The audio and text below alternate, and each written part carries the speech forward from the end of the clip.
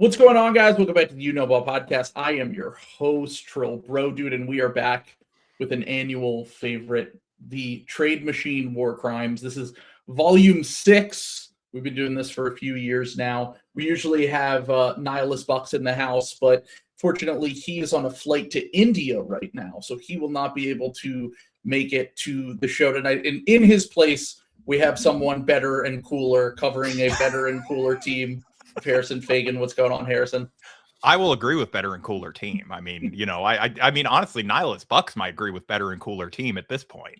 Yeah, I mean, they are really trying to put Doc Rivers on trial at this point in Milwaukee, even though I say Glenn innocent. I'm not doing the Glenn Rivers Innocence Project once again. I don't think that it is Doc Rivers' fault that, Giannis, Ryan Rollins, and a bunch of fringe NBA players aren't winning games right now.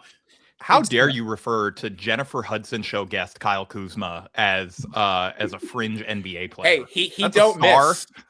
He doesn't miss. Famously, Kyle Kuzma never misses. That was so good because I'm pretty sure the tweet said like at Kyle Kuzma never misses, and it was like every team he's ever played for, fan base being like, I promise you, all he fucking does is miss. Yeah, just set him up so bad. I have to say, what happened? No good on the social media person. Maybe the social media manager is a Laker fan and they hate Kuzma. And they're like, I'm gonna set up this fucker. No, I like unironically think there's like a better than 60% chance that person knew exactly what they were doing and did set him up. Yeah, that's smart social media management. Yeah. Basically posting rage bait in order to get as much engagement as possible and have it go super viral. I'm sure that his metrics at the end of the month are going to look great for management. This is why Trill invited me to co-host the podcast. Exactly. Understanding this exact phenomenon. Yeah. I said we need a reactionary guy. Whole engagement strategy. Exactly. Yeah. The Rich Paul podcast, which we have stanned Rich Paul a lot on this show. Mm-hmm.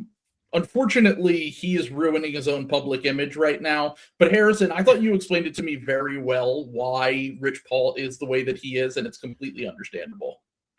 Yeah, so, I mean, I think that if you went from selling possibly bootlegged football jerseys out of the trunk of your car at the airport to becoming the #1 NBA agent and you were, like, engaged or married to Adele, like, I mean, nobody would be able to tell me shit either, you know? So I think completely earn cocky confidence. Did you guys, I don't know if he came up with this take, but my buddy Henry, who has a podcast, Boyers and Ballers, he said he's a Lakers fan, and he said that his theory is that Bill has intentionally given Rich Paul this platform.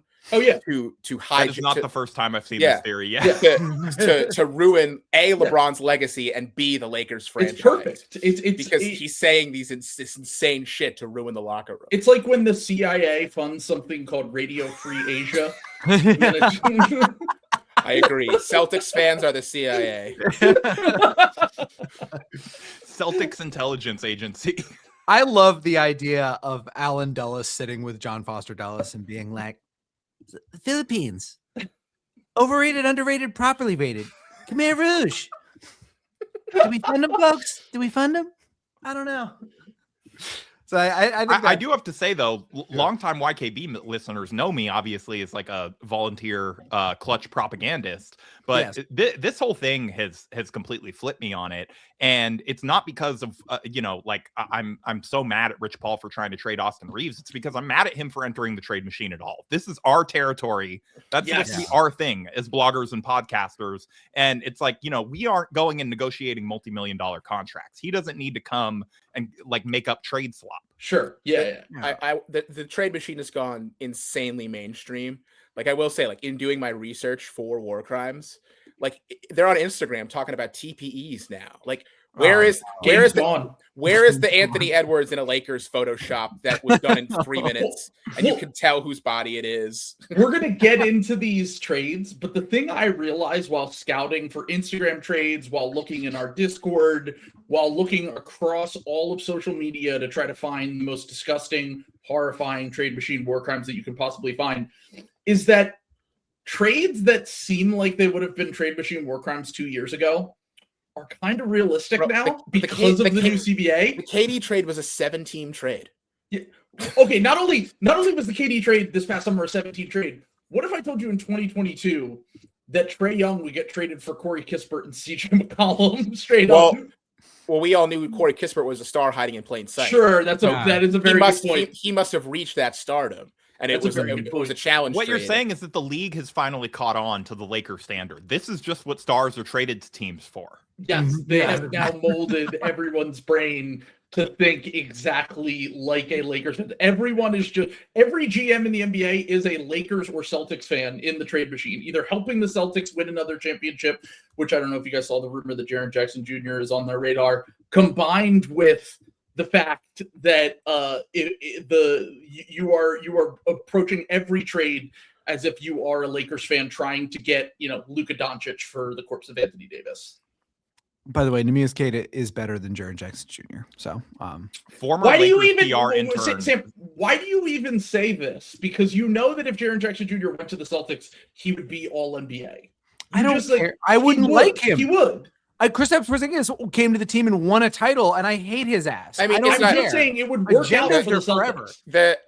I do think it would kind of be a raise my rent because the three of them literally are 100% of the cap going forward. Yeah, that's true. So like it would be some Sun shit. But this like is if anybody could do it, it's Brad Stevens does. Brad Stevens goes, "Oh, I found some guys on the margins: Minot, Queta, Hugo Gonzalez, Jordan Walsh. Now I can just do this all the time, and I'll have 3 max guys for the next few years." I don't like it. I hate it. I veto that. Roll with this team. Queta better. It's incredible that they're like, it's like they're doing trade rumors to piss off Sam. It's like the only way they could have made it matter was like if they were like, hey, we're thinking about Bam Adebayo.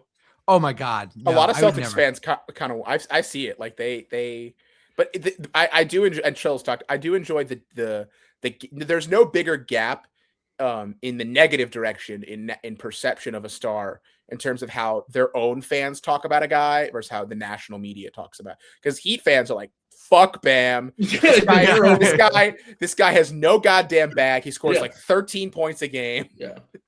His girlfriend would be hooping better for us right now. Like, did you see in the press conference? He's the first NBA player in history, probably. I'm guessing, to admit that they asked their girlfriend for help with like their scoring. Can you please show me how to have a bag? Yeah, like, can you teach me the hook shot, babe? Amazing. Let's go.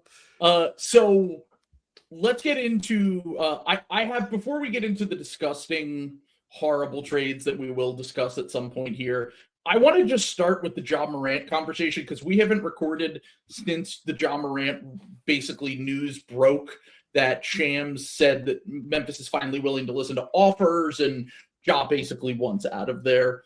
In my opinion, it seems fairly clear that this is kind of a one-team race right now with the Miami Heat.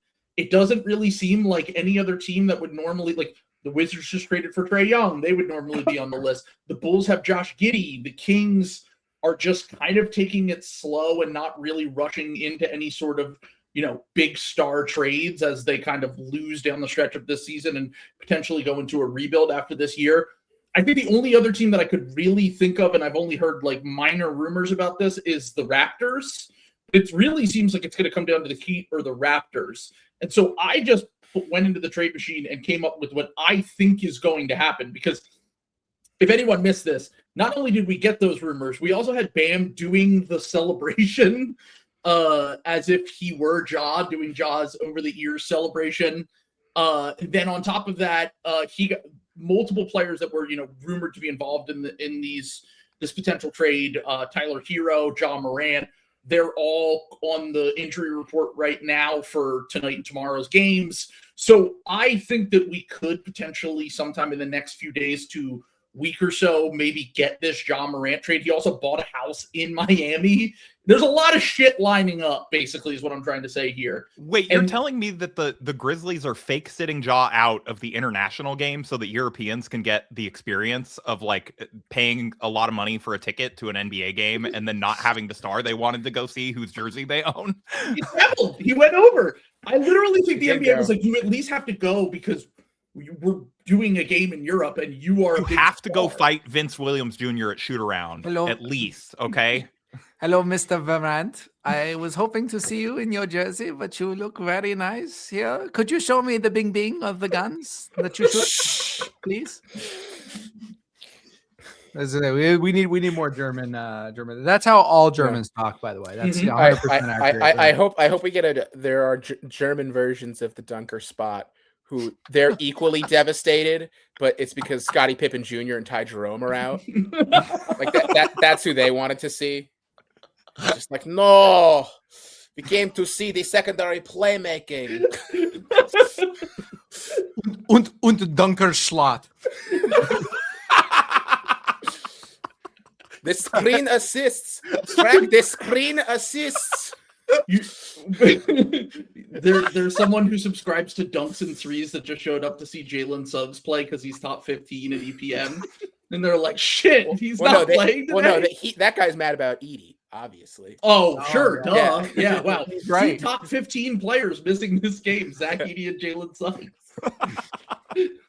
And then the John NBA Morant has a stars resting problem. I'm just gonna say it. It's like if Jalen Suggs and Zach Edey are sitting out of your international marquee showcase. What it's are we not a doing good look. Yeah, not a good look at all. So Adam Silver's league. I'm gonna start with what I think is the realistic trade that probably will happen sometime in the next week or so. This is the trade I think is going to happen with the Grizzlies and the Heat. I think it's just going to be John Morant and Brandon Clark for Tyler Hero and Terry Rozier's contract. I'm assuming the Heat are operating under the assumption that Terry Rozier can be traded. We haven't heard any news about this, but if this can happen, if you are Memphis, you move on from Ja, who it obviously is not working there anymore. You get a shorter contract with Tyler Hero. He makes less money. He's a better player. And then the Heat get to take a flyer, I guess, on Ja Morant. And the price of them potentially doing that is having to take on Brandon Clark just to make the money work. So I think that this is what it looks like. I mean, I've heard rumors that, Memphis wants young players and picks and stuff. I just don't know why the Heat would do that if it's a one-team race. No one wants Ja Morant, and they don't want to pay Tyler Hero. They don't want to pay Ja Morant. It feels like your problem for my problem. I mean, this would be an insane return. I am like praying on my hands and knees to God. Like the Heat dodged the Damian Lillard bullet, and I was like really mad about it because that was like potentially franchise ruining. This is just as much of a franchise ruining bomb, and I hope it happens. This would be awesome. Well, like this would be way worse than the Damian Lillard trade, in my opinion. Because Dame would have been. Dame was fine. They would have won a playoff. They made the All-Star game multiple times with the Bucks, even if he wasn't like.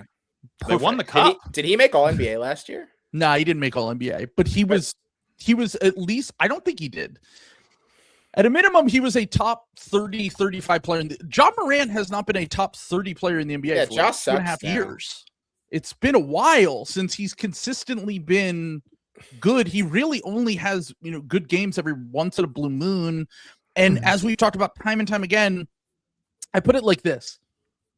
In 2016, if you were running the Portland Trail Blazers, would you have traded CJ McCollum or Derrick Rose?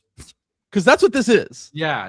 It's basically a flawed guard in CJ and Hero who can get buckets, who can work off the ball a little bit, who can be a secondary creator, versus a washed former hyper athlete, explosive, potential superstar player that is just very clearly not the same level of player that they used to be. And if that trade was made in 2016, the Bulls would have absolutely fleeced them. Like, to me, if this is the trade, if this is the framework, I think the Heat would be insane to do this. Yeah, I mean, it's silly. First of all, Trill, I hate this because you should be sending Brandon Clark to the Nets for a pick swap from the Heat. That is such an easy. That is such a. You're just leaving so much meat on the bone. But Hero is like, who's this? I think I would want, or I guess I'd want Rozier second, right? Because at least his contract's expiring. Like, who's the second best asset in this trade? Legitimately, the second best would be Rozier. because Brandon Clark barely plays and he makes $12.5 million for this year and next year. John Morant is past the point where if you're paying him, and the Heat, like, even I know Barry Jackson is Heat State media, but he was right. He was like, the Heat are looking at this like, we'll take the contract off your hands, but we're not giving up real value to go trade for this guy when he is not the same player that he used to be. We have to basically take a risk on being able to kind of make him back into the player that he used to be. I will say, and I'm not 100% sure about this because I know it's hard to trade guys who just got a contract, but Jovic has been pretty stinky this year. Yeah. And I could see the Heat being like, oh, we fucked up paying this guy. And the Grizzlies saying, well, if it looks better if we get like a good young player. Sure. We can sell trade. this as a promising young guy. Yeah, like we our got a real prospect. And the Grizzlies do often do shit like turn bad players into good seventh men. So yeah, that's kind of their whole thing. Also, I did just want to point out, I almost included John Conchar from the Grizzlies in here to the Heat, but I know that he would be incredible on the Heat. He would just go there and be like a really good fourth or fifth guy for them in some lineups, and I didn't even want to risk that.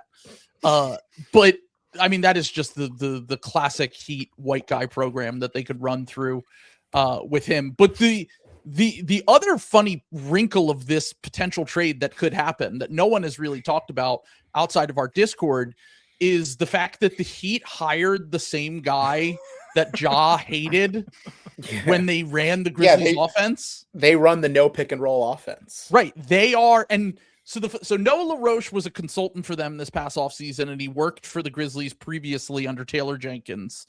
And basically they run this EuroLeague run no pick and rolls, spacing everywhere, isolation ball. And Ja is someone who needs a pick and roll offense to function. You know who else is someone who needs a pick and roll offense to function? Tyler Hero, who they seemingly have kind of refused to do this for. And it would be very funny if they traded for Ja Morant, who is currently in 2026 a worse player than Tyler Hero. You have to build around him differently. At a minimum, Tyler Hero can at least fit into lineups in a way that he is not the number one guy that needs the ball all the time. He also makes less money. His contract is shorter. I don't know why the Grizzlies wouldn't do this. Every trade you hear about, whether it's the Mavericks and Anthony Davis or the Grizzlies and John Moran or the Hawks with Trae Young, no one wants to take on long-term money. And I understand that. I mean, I think a good example, people have pointed this out, a good example of why teams have wanted to get off like medium-sized to big contracts and then potentially, move forward with more quote unquote flexibility was the DeAndre Hunter salary dump from last offseason or last trade deadline, where they not only got a pick swap in that trade where they traded DeAndre Hunter to the Cavs, but they also opened up the MLE for the upcoming offseason and used it to sign Nickeil Alexander-Walker, who is just better than DeAndre Hunter.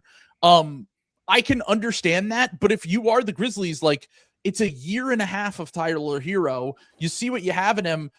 I even think there might be a situation where it could be like not quite to the extent of Michael Porter Jr., but you could be like, if he goes to the Grizzlies and plays well for 2.5 months, and then you can just literally trade him this offseason and get like a first round pick or another young player you might like. Like, I don't think Tyler Hero is like, he's still one of the 60, 70 best players in the NBA, regardless of how you feel about, his fit with your team and kind of his standing in the league. Yeah. And he's fine on this contract. It's just that everyone is terrified of his next contract. Right. But and that's the thing is like this trade is probably a good one for Memphis if you just are making it as is, but it's the same thing as the trade. If you make this just to give him a giant extension, if you're the Heat or the Grizzlies, then, it's a horrible deal.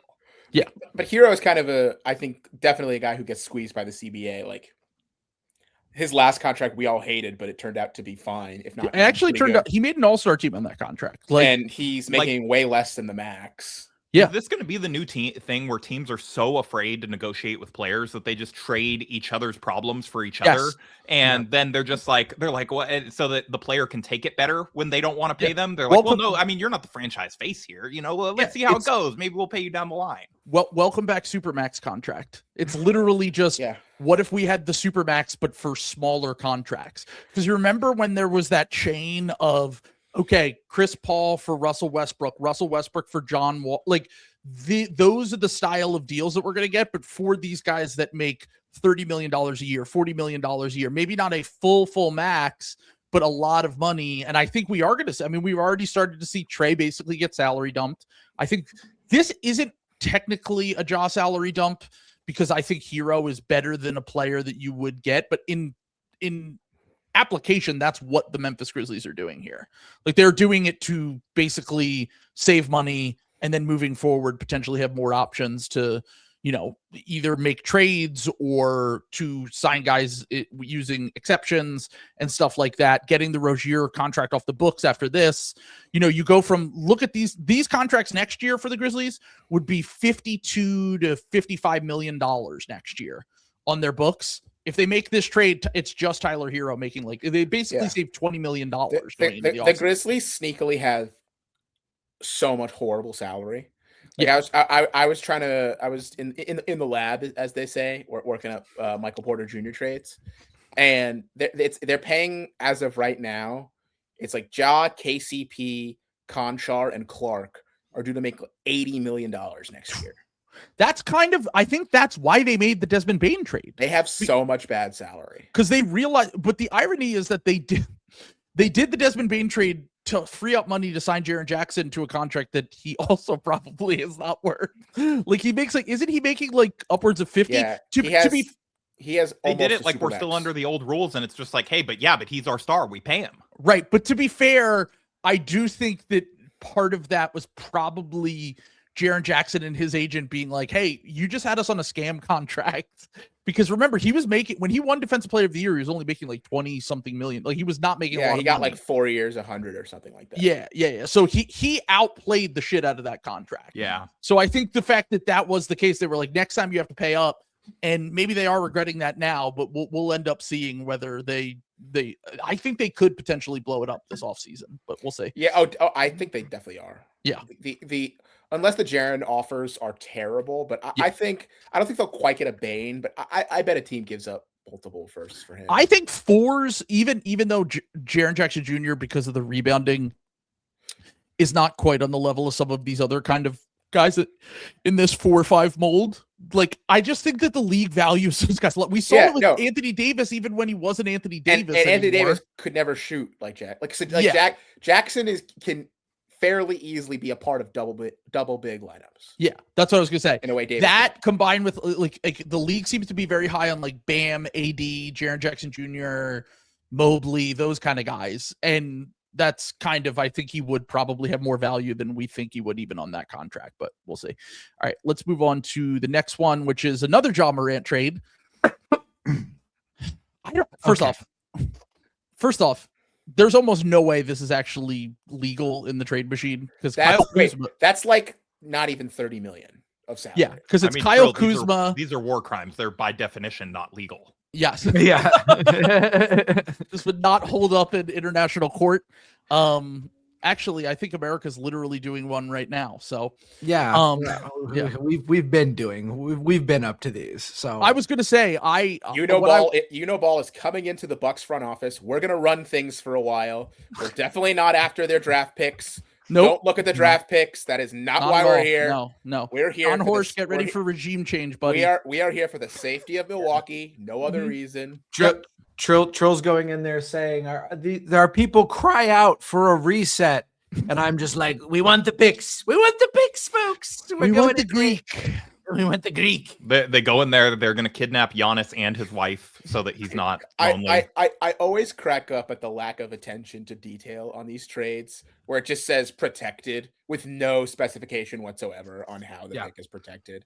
Yeah. It's always I'm glad that you specified that because I did not get what pro meant. I was like, do they think there's a pro first round pick? Pro. We are pro. This is not an amateur. This is not a G League draft pick.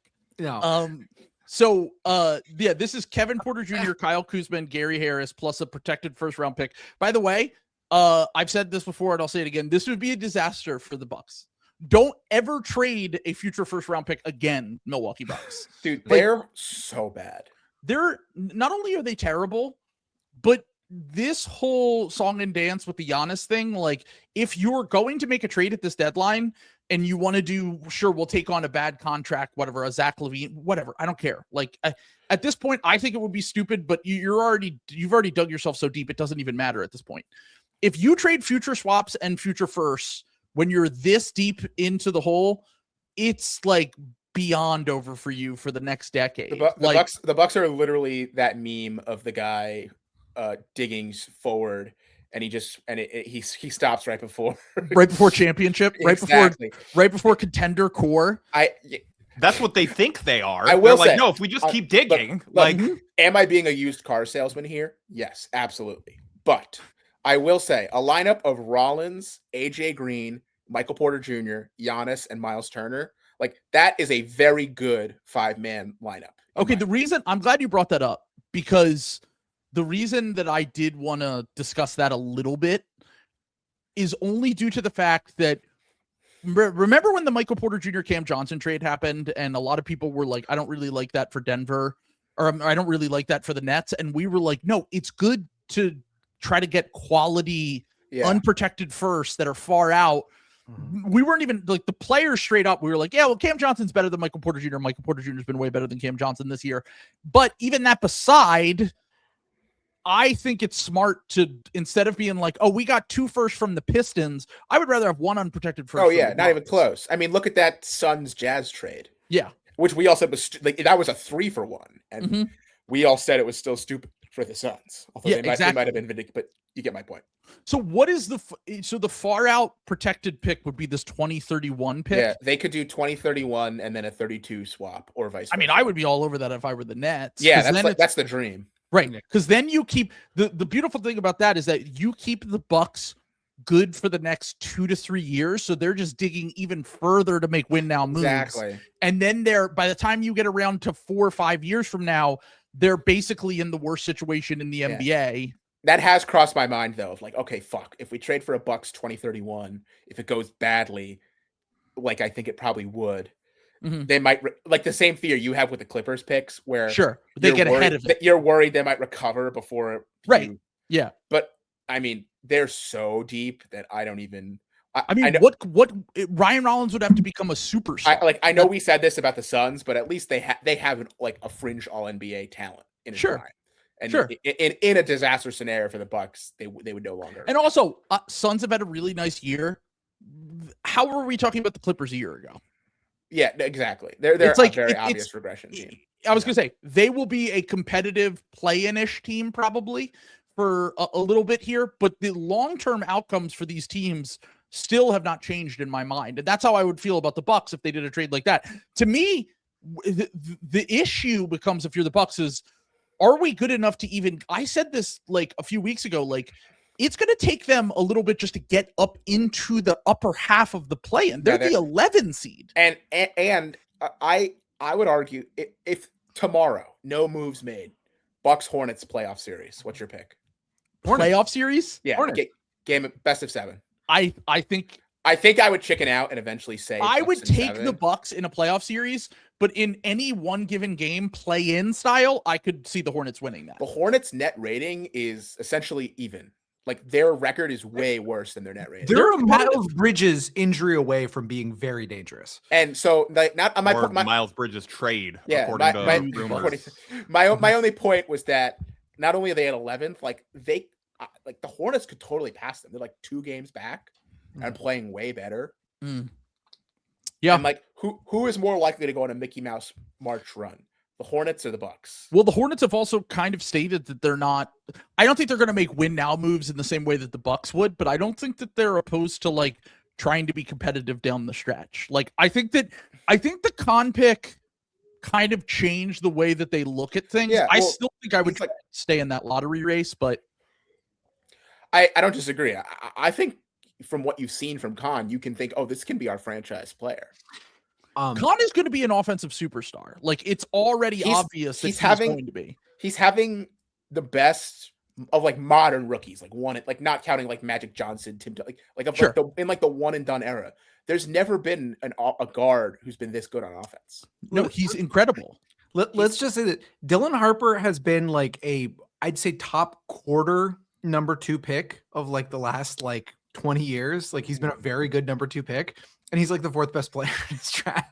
It's crazy, dude. Like Harper might be a bit of a national TV merchant, at I least was so gonna far. say, At least I was so going to far. say, my whole thing with Harper is that I've said this time and time again, and I'll continue to say it, is like, you got to be able to shoot at some point. And I know that he's 19 and that he has all the time in the world, but the large sample is that he can't shoot at all off the dribble.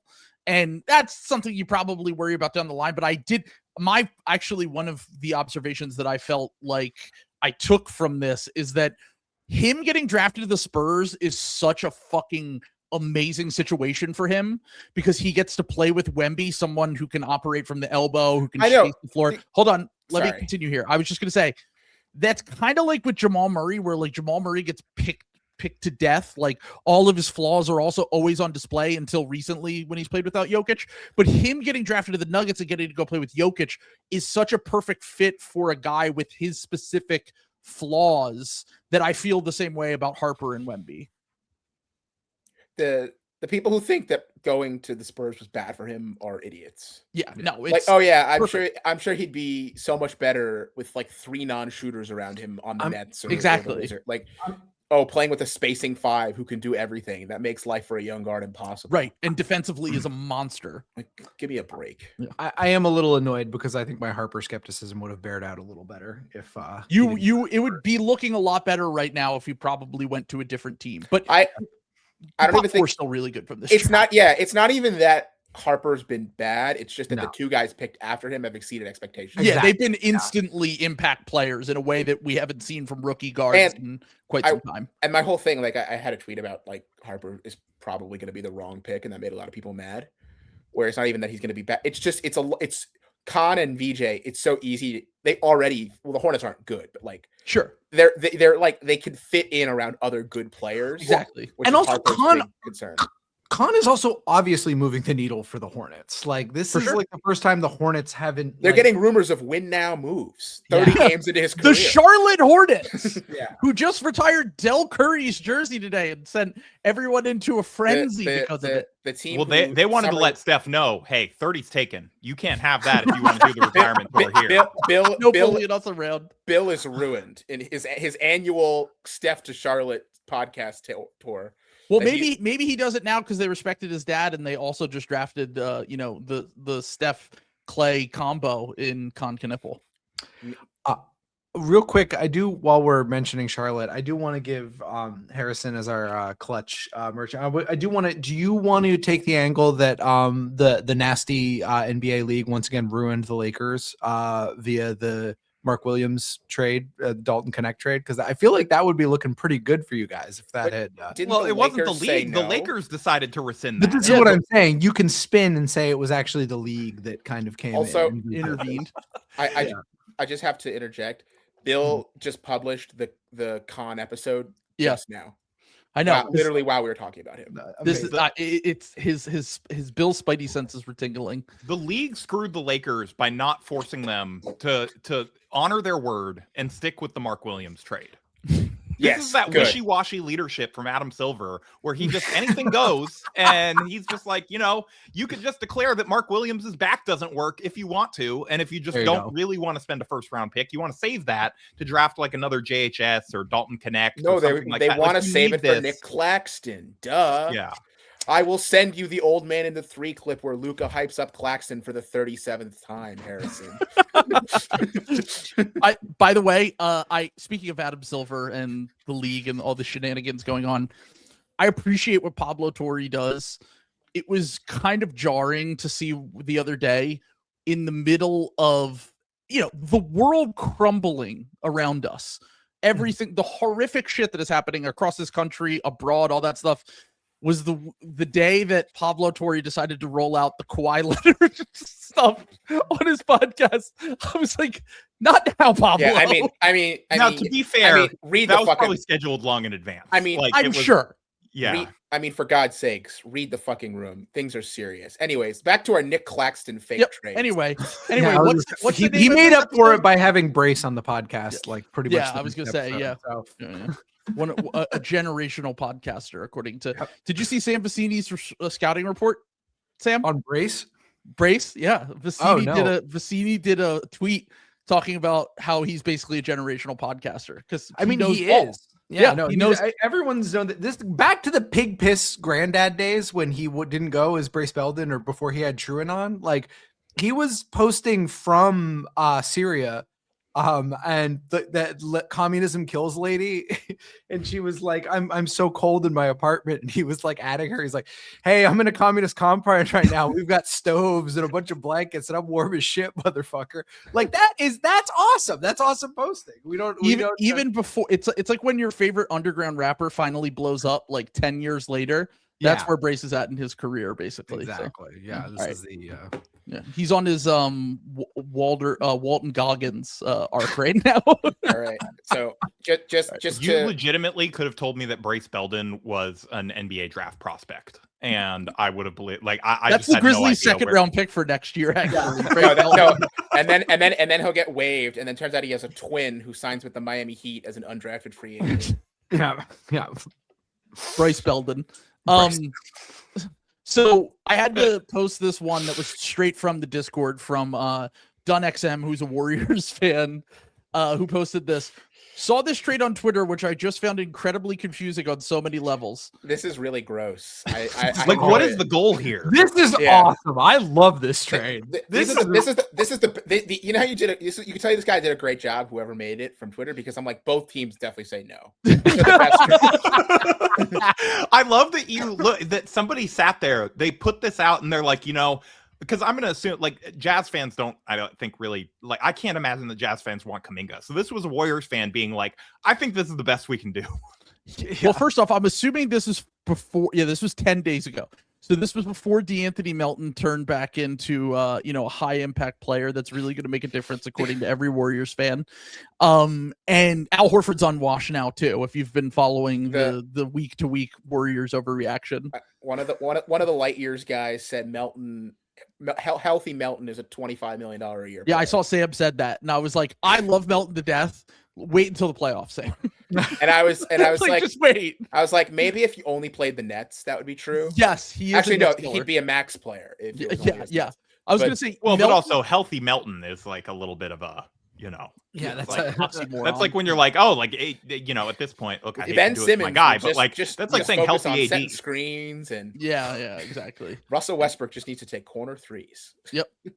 I was gonna say the thing I was gonna say was that basically Melton, it doesn't make any sense because when you watch him in the regular season, he can have these stretches where he's so good, but then you get into a big playoff game and you're like, yeah, the Grizzlies fans were actually right. They actually knew exactly what they were talking about. I just think these like defensive like guard menaces who struggle offensively are there is no bigger delta in terms of regular, like look at Chris Dunn, what he did for the Clippers in the regular season versus the playoffs.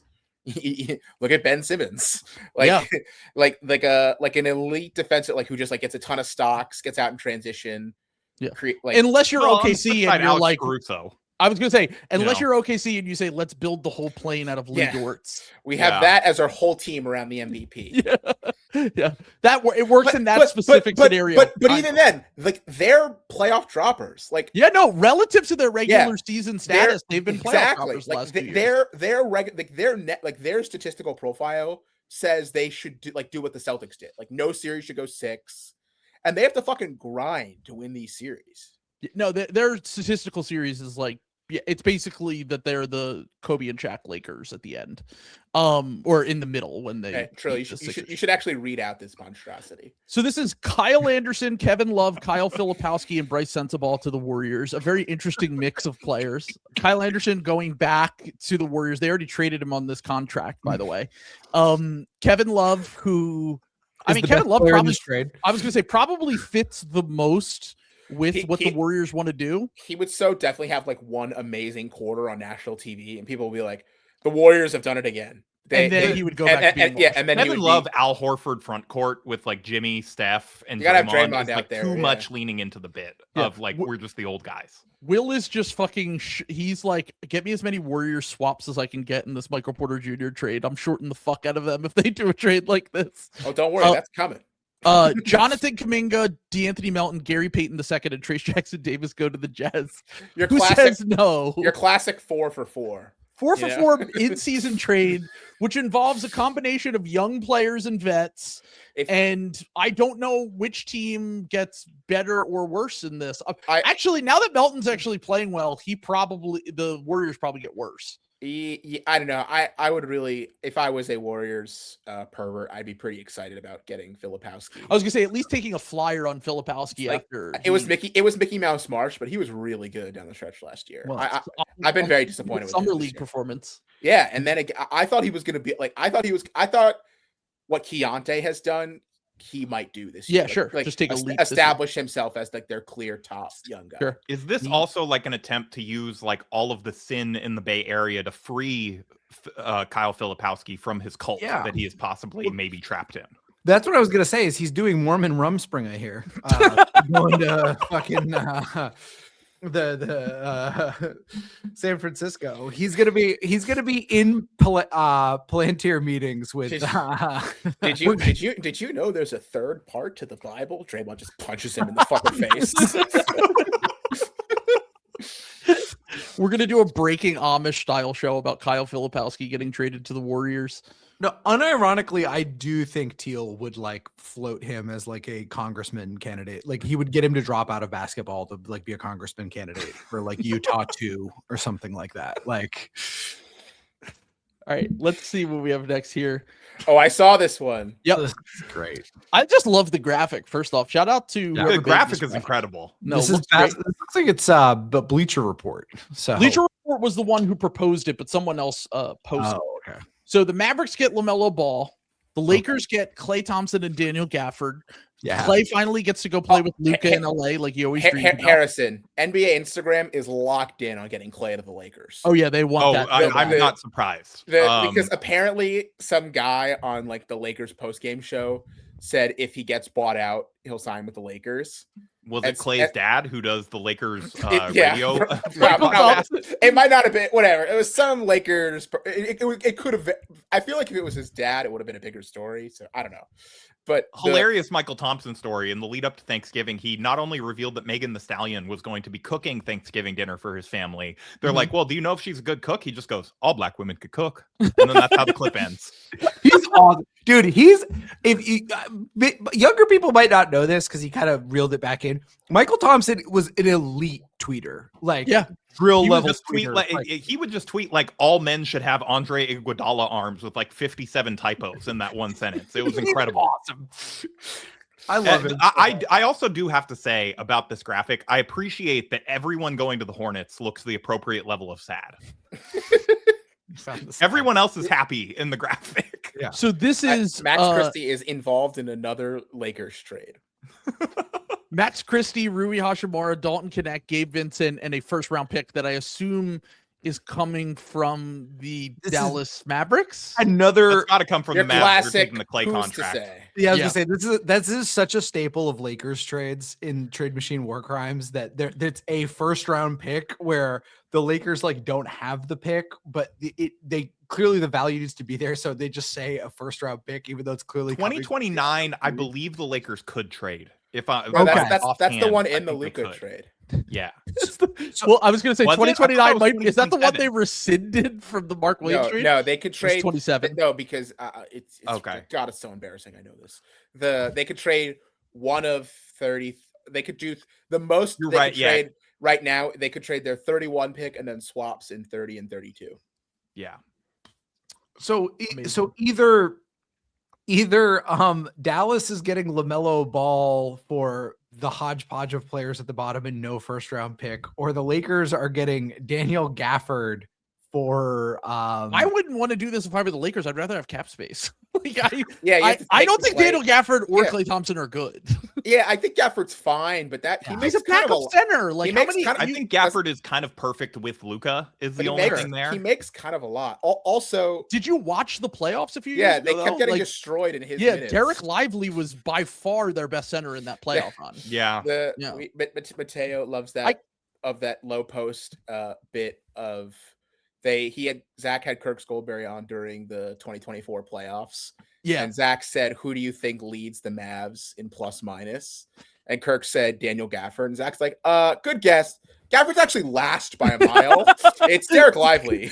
Good guess. You want to It's know a actually funny the story? complete That opposite. playoffs, you said, did I watch it? That is actually the least I have watched a playoffs in like the last like 20 years because I was concussed at the time. And so I I was watching YouTube last night and I saw a clip of Peyton Pritchard hitting half court shot in like a finals game. And I was like, I'm so glad I couldn't see this live. Like that was really I wish I was concussed when the Celtics won the final. I turned off that garbage in the second quarter.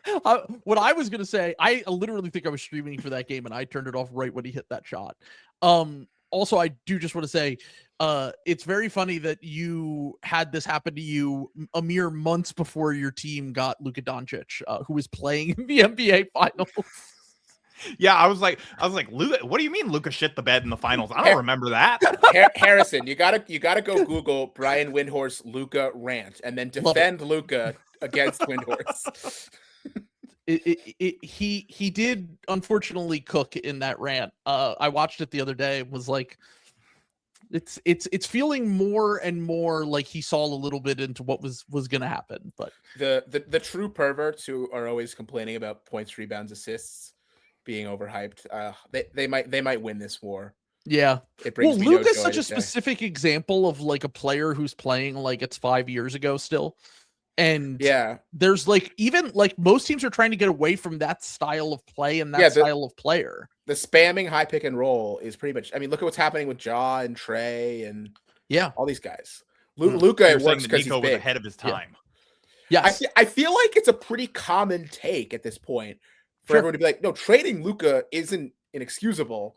It's trading him for fucking Anthony Davis that's inexcusable. I still think we need to see Luka with a real team around him, but Jake LaRavia is not moving you. the fourth best Laker. Speaking of the Lakers, this was I put God. this one. yeah. No, I had this on here and I saw that you added it as well. This is the Lakers receiving by the way, before you even read the trade, this is very clearly from last offseason, but it's one of the first things that pops up and I needed to include it anyway. But this is the Lakers getting Sabonis, the Kings getting Austin Reeves, Rui Hachimura, Dorian Finney-Smith, Bronny James. By the way, Bronny, You can't. Bronny's untouchable. You I was can't gonna trade say, him. I love he that had LeBron's not in it, but they exiled Bronny to Sacramento. I was gonna say I thought he had a no trade clause in his rookie minimum contract. Oops, didn't mean to spoil that. And then once again another first round pick. First off, that one they I can't would be trade. on the news. who do No. you think Sabonis is? No. But the funniest part of this trade by far is Reeves would 100% walk in free agency. Oh, yeah. Somehow both teams would lose this trade. Yeah, it is literally Like- the Anthony Davis, Luka Doncic double suicide bombing trade all Like, over again for I at think, least a year I think maybe the whoever. There is no fucking chance Reeves would re-sign with in the Kings. Sacramento. No. Also, I know this was made last offseason. I still wouldn't have done Austin Reeves straight up for Sabonis last offseason. No, Sabonis is a bad No. contract. He sucks. Speaking of guys, Well, also, he doesn't it fit with just means Luka. that Sabonis is not gonna he's just not gonna make a difference or an impact in a playoff series. dude, He's just not. Sabonis and Luka on the same team. Oh my god. Gross so hoops. excited for us to get to my trades, man. 130 defensive rating. All right, well, we'll throw up some of Sam's trades right now then, because we are. There's a lot to discuss in the first slide. The first slide is very busy. Oh boy. Hold on, is this slide the SpongeBob meme? The Well, first one? that's the title page. I made a little title page.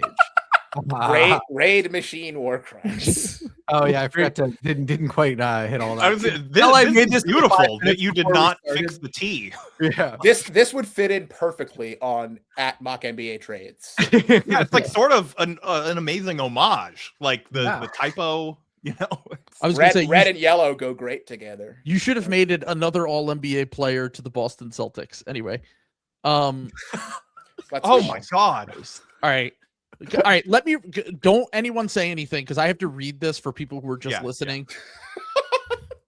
The Knicks get Kyrie Irving, Nikola Vucevic, Cooper Flag, and Luke Kennard. Okay. The Mavericks get Brunson, Porzingis, Patrick Williams, Ricochet, Yabusele, top 100 player Yabusele, and 3 first-round picks. One is a swap. One is the fake Wizards pick that the Knicks have, and then the Bulls' first-round pick, which I guess they're involved as well. Anthony Davis and Isaac Okoro go to the Hawks, and the Bulls get Karl Anthony Towns. First off, how did you make this work? How does this work salary wise? The Mavericks get 5 players. The only reason Sam did this is so he could see Cooper Flag more regularly. No. In person. No. I want you guys to bear with me. Okay.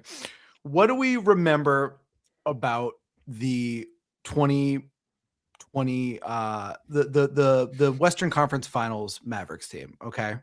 That Luka was the 22. That Luka was the biggest loser on that squad, right? So we want to get that team back together. We need Jalen Brunson. This is now that Luka's gone, you get Jalen Brunson and Kristaps Porzingis back together. You get them some running mates. Okay. Now you're trading Cooper Flag. I get that stings, but what if I told you I got another top number 1 overall pick to replace Cooper Flag in the trade? Ricochet. Perfect. But then But then you lose another first overall pick by trading Anthony Davis. So it's still a net loss of. Oh yeah, you traded 2 first round. He's on his second. No, you traded 3. Kyrie too. You traded 3 number 1 overall picks. But those guys are on their second contract, so it's not rookie deals. Also, if we do a redraft, where does Brunson go in 2018? You know. Okay, but the Bulls are getting a number 1 overall pick. The Knicks are losing a number 1 overall pick as well, and Karl Anthony Towns. But the Knicks gain. The Hawks are getting a number 1 overall pick. Though, Okay, they did get 2. Okay. So they get all that, they get the picks, but the Knicks kind of get a soft reset here, to kind of go along with some of their bigs. You know what's very funny about this is, remember in the beginning of the year, the Mavs were like Cooper Flag point guard, all wings, baby. The Knicks would now be starting Cooper Flag, Josh Hart, Mikal Bridges, OG Anunoby. I guess they would win the finals. They would probably still have Miles McBride, so I guess he'd probably start. But he's not like a guard. He's more of a. Kyrie comes back after his injuries up in a little bit to guide them in the playoffs. Cooper Flag's just like crying on the plane there. He's like, I can't do this again, please. Like, don't. Because I think the reaction from Knicks fans would be similar to the Luka trade. I really do. Of course, they traded Brunson. Brunson might mean more to them than Luka meant it, because Dallas had just had Dirk. Yeah. These they're 40-year-old, when was the last season Ewing was good? Like 1998? Yeah, it was 97, 98. If you're 35 years old, Brunson is like the first Knicks star who's not a turbo loser. I think this is a great trade. I think everybody gets what they want. Also, you get a cheaper version of Cat in Vucevic to kind of help stretch the floor. Well, no, salary dumping Towns is based. That is cooking.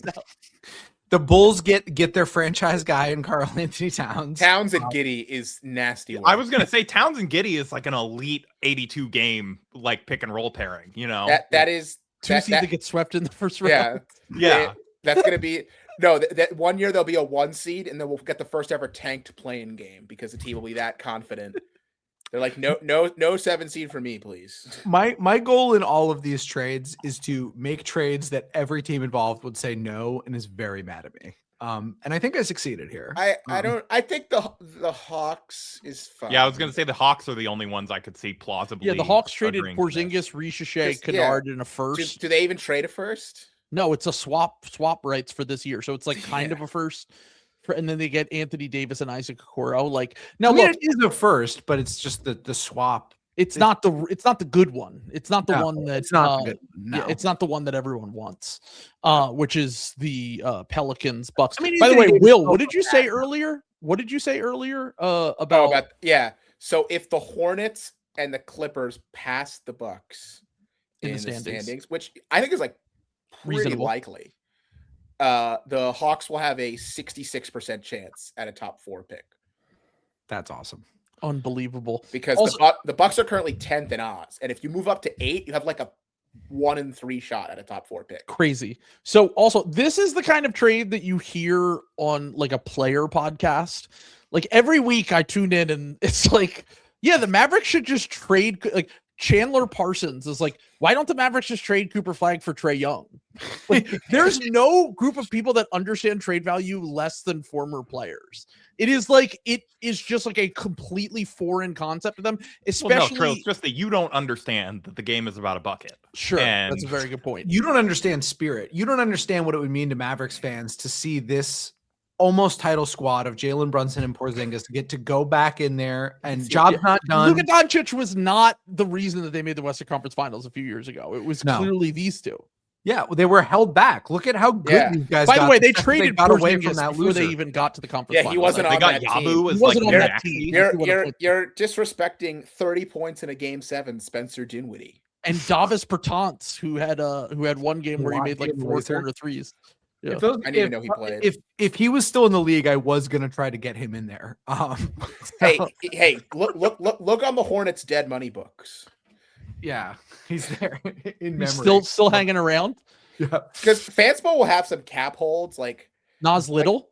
Richard Jefferson's Nuggets cap hold was there until like last season. How That's long all. does Nas Little get paid by the? Oh, for this by the Suns. It's, Yeah. It's like 2029 or 2030. He hasn't been in the league in like a year and a half. There was like a 6-month period where no one in the NBA was under contract for longer because it went longer than a max extension because an extension can only go 5 years, and they stretched it over like 7 seasons. Yeah, that happened with Josh Smith too on the Right, but Pistons. Josh Smith at least like I'm Was an pretty NBA sure player. made a couple. Did he make Yeah. like 2 All-Star teams? No, he didn't make an All-Star team, but he was like, But he was like a good starter. On Yeah, that. He really for didn't years. make an He He was all-star. kind of a I fake. assumed he made at superstar. least Okay. one. Okay, but like Yeah. compared to fucking Nas Little, That's like, true. Yeah. like But also his was like $35 million and not like 7 though. the king So, of signing bad contracts and somehow getting off of them is Joe Cronin. yeah, Although they still have fucking half of them still on their yeah, books. Jeremy He made Grant an still all there. defensive second team and he made all rookie team. That was Josh Smith's career highlights, by the way. Maybe I'm mixing it up for like him being honored as Well, one J.R. of the 5 Smith, players I- that were player of the month. Harrison, you want to know why I know this? Because kids at the lunch table used to drive me insane and argue that Andre Iguodala wasn't as good as Josh Smith or J.R. Smith. And I had to be like, you guys do not know ball at all. You And were then- Max Kellerman at that yes, lunch table. I was. In 15 years, there's going to be a website called Dunks and Threes. If you look at the EPM, His time decay Rapham clears them by a fucking mile, dude. so my version of that, being the only non-Nick fan in my class, was arguing KD is better than Melo. Oh my god. I was gonna say Yeah. I remember Will's least favorite player. Sam doesn't like Melo either. But Will, it is his Oppenheimer moment when Carmelo Anthony gets brought up. Yes. Because I said it was that you had to argue with people who said that Melo was better than LeBron, which is even more absurd. I'm sure that was an argument that they made at a different point. I don't know, because like I was It's still tough like, to argue that. I was only in like I think I was still pretty young when LeBron got the first ring. I think I Sure. was in 5th grade, 6th Oh grade. god. So Oh the my God, dude. I was in college. Wasn't Melo who cost LeBron the unanimous MVP?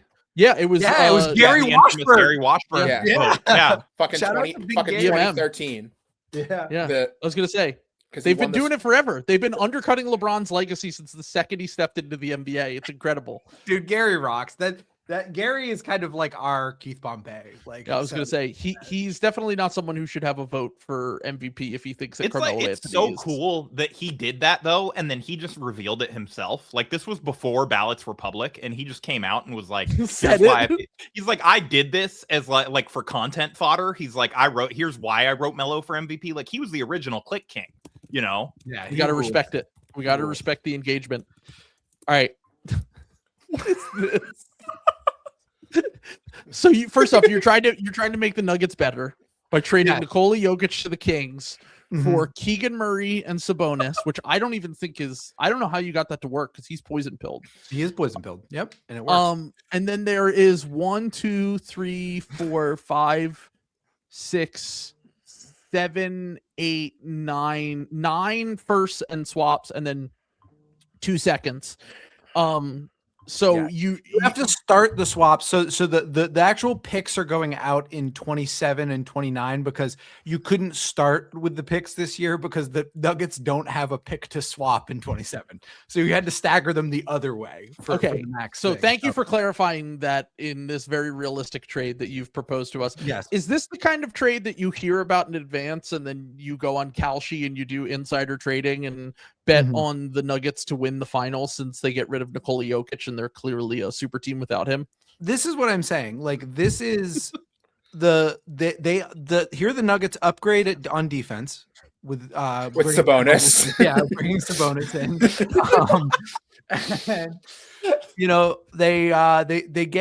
And, they get a reset around a lot of these other things. Now, here's something else I want to point out here. Okay, Sabonis is 29. Okay, Jamal Murray is clearly the franchise guy. He's 28.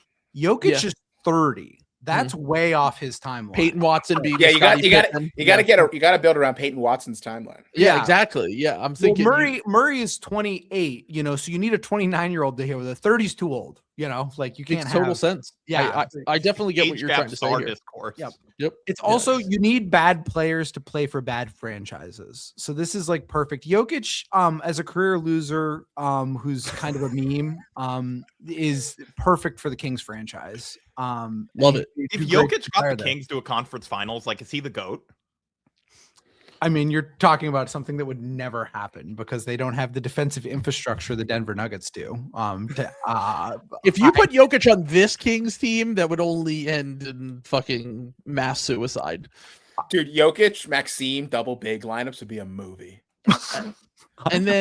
And then Zach LaVine and DeMar DeRozan are still on the team, right? I was gonna say, like, Jokic is has a seal calling for the ball, and it's like DeMar DeRozan pulls up for a 27-footer. They're just gonna recreate the LeBron Thomas Bryant photo every possession down, but just with like worse players. Yeah. Jokic is, and I mean Jokic is worse than Thomas Bryant. Of course. Yeah, of course. Now, can I admit something here real quick that while I was making this trade, I started making this as a joke. Now I actually believe that if this trade happened, Jokic would no longer be a Hall of Famer because he would be exposed to the degree that we would all have a collective awakening about who he really is. I think Jokic would retire if this trade was made. Again, a fraud. He's not about the grind. Sam, he's like, I like horses too much to go and deal with this. Sam, you can't make this trade because you know who owns the Nuggets pick 2 of the next 3 years, right? Who is that? No, the Thunder. Oh, the Thunder. Oh, really? Yeah. Oh, well, he's all fun and games. The Nuggets owner was threatening when he unprompted was like, we might have to salary dump Jokic, like, because the second apron. This is what he meant. Now, I do think the Nuggets would do this in real life if the Kings would also take the Zeke Naji contract off their hands. First off, you're talking about a player I saw hit a Sixers killers. Yeah. He kind of styled on us, dude. He put together a defensive highlight package. You have any idea how much that fucking hurts to see Zeke Naji highlights on your fucking timeline against your team the next day? That felt like a shotgun to the chest. We have really entered the American century of humiliation. All right. The Raptors get Kawhi Leonard and Brook Lopez. The Clippers get DeMar DeRozan, Jakob Poeltl, Dennis Schroeder, and a top 3 protected first-round pick from the Kings. And the Kings get Brandon Ingram. Why would you do this? I like that we've made a 3-team trade with the Charmander, Charmeleon, Charizard with DeMar, Ingram, and Kawhi. So this is to bring the magic back for the Raptors. They need to trade DeMar DeRozan and Jakob Poeltl for Kawhi Leonard again. Sure. And this is why they've done this. They get a different center in Brook Lopez. I think the Raptors win the title if they do this trade. Also, plus for Kawhi, I don't know if Canada is extraditing him to the U.S. at this point, like in our relations. Yeah, dude. I mean, that's a good point. You know, he can escape north of the border. Yeah. There's no cap circumvention laws in Canada. We don't have Pablo Torres in Canada. Yeah, they don't. Yeah, look, Wise moving to Greenland. Anyway, continue. The Raptors have owned everyone on this podcast, including me. You know, they're much better than any of us anticipated. But so please don't kill me for saying this. But has a player ever been more spiritually a Sacramento King than Brandon Ingram? No, that is legitimately a perfect marriage. I can't imagine he was born to be a Sacramento King. It will happen one day. It will probably be 3 years from now when no one else wants to pay him and they offer him like $35 million a year. By the way, I do just want to point out, I usually own my own mistakes. I own my own L's. I went back and I listened to some of the over under podcasts. I'm actually mad at Sam because I was going to take the Raptors over and I was going to take the Bucks under. and I flipped them last second because my whole thing has been you can't win in the NBA with one good player anymore. And Giannis is really the only player that matters on the Bucks at the end of the day. And the Raptors, while their roster doesn't make sense, like I said, and I made the argument on that podcast, they're going to give a shit every night. And that's kind of how they've been grinding themselves to wins here throughout this season. And the Bucks have done the complete opposite and basically folded anytime that Giannis doesn't play. I honestly think Scotty has become really underrated at this point, like not doing a bit. Like to me, I think he's a clear all NBA player this season with the injuries. Like I know he doesn't have the sexiest points per game, but like when you watch them, he's doing fucking everything. Dude, he's new Pascal, dude. Like he really is. He's basically like a diet Giannis. Like obviously he's not that good. I'm not saying he is, but just the way he's there, like he's their whole fucking team. It feels like. Yeah, no, he's been really, really good this year. And the thing about watching them is that it still doesn't really make any sense to me. And they're out in public right now, just being like, "Hey, by the way, anyone can have Emmanuel quickly." They're still like, "We'll trade anyone on our team." Literally, we don't like any contract on our team. That's what I don't understand. Is like. The Raptors have to lead the league I can't remember. There was a team that used to do this, and I'm sure Will or someone on here will remember. But the Raptors now lead the league in immediately regretting signing a contract and trying to dump it within the Sixers do that. The Clippers have had a bunch of those over the last year. The Clippers have done that for sure. The Lakers did. Yeah, that's a good one. Just the Lakers, the dang Mozgov year was the most. I mean, every Billy King Nets trade immediately was like, it was a disaster. Yeah, just completely. But it seems like every day I wake up to a new report from like Mark Stein or Jake Fisher, like Jakob Poeltl and Emmanuel Quickly. You can have them if you want them, and we'll give you a first round pick to do it. It seems like the Raptors like Ingram pretty well, and they're Ingram, Barnes, and Colin Scotty and CMB are our core, and then everybody else can be had. Yes, which is actually weird because RJ Barrett has kind of been very important for them this year. And when he doesn't play, they're mid, and then when he does play, they're like kind of good. But I'm sure that they don't want to extend him, just like we talked about with no one wanting to extend the players that are not. They'll never do this, but Presti should offer 2 firsts for Mamu. I'm pretty sure it's a team option next year for like the minimum. So you get him for this playoffs and next playoffs. Perfect. They need offensive juice. They do. From a big. We'll get to that. I have like a trade on Raptors would probably do it for 1 first. Exactly. Like I unironically think they should do that. Like, honestly, at this point, they have so many firsts, and he would fill such a specific need. It's not 2 firsts, but like I would consider making. I would give up a first for him. Yeah, sure. I mean, let me see if he does have a team. I think you're correct. I think he does have a team Mamu option gets next more year at the first minimum. than Trae Young. Yeah, that would be very fun. Mamu and Luka Doncic, the same amount of firsts. The same amount of firsts for Luka Doncic, and to pay Derek Favors for 1 year. Perfect. All right, I'm gonna add another one. I think Will added this one. Oh no, it's a player option. I was mistaken. Okay, never mind. Disgust. I would still do. I just love this graphic. I just love the all caps disgust. Well, this is my favorite part about this. It's Anthony Davis for Jonathan Kuminga, and then it says Warriors not willing to part with. Not willing to make the money work. Yeah, but it doesn't. The trade doesn't work if you don't include one of them. They didn't say they were going to make it work. They just said they discussed it. They talked about it. Just talked about it. The Warriors were like, "Would you buy out AD for us?" And then they were like, "They discussed it." No, what they meant to do was DIGUST about this trade. Discuss DIGUST. That's supposed to be vomit color, the green. Yeah. Trill, you have to go to the There's an S in there, Sam. The second one is the same one you had. Did I not say S? Okay. I'm an English major, by the way. I'm an honors English student. I didn't make this. Some guy made this on Twitter, and it was a burner account with like 10 followers, and I saved it, and then I went. Before this podcast, I went to go look at his username to shout him out. I guess I shouldn't assume it's a him. I'm pretty confident this is a I was gonna say with this trade, probably. Statistically speaking, just like female autism is very different than this. And this person's brain. This person should come on the podcast because this trade is so good. It is such a monstrosity, and it almost kind of makes sense. Like I went through it, And I'm like, I could kind of see the vision. All right. Let me read it off here. The Lakers get Jimmy Butler, Draymond Green, Jalen Wilson, and Tyrese Martin. The Warriors get Anthony Davis, LeBron James, and Dalton Connect. The Mavericks get Jonathan Kuminga, Rui Hashimura, Moses Moody, Cam Thomas, and 2 first-round picks. One is a swap. One is a first-round pick from the Warriors. And then the Nets get Maxi Kleba, D'Angelo Russell in 2 seconds. Oh my God.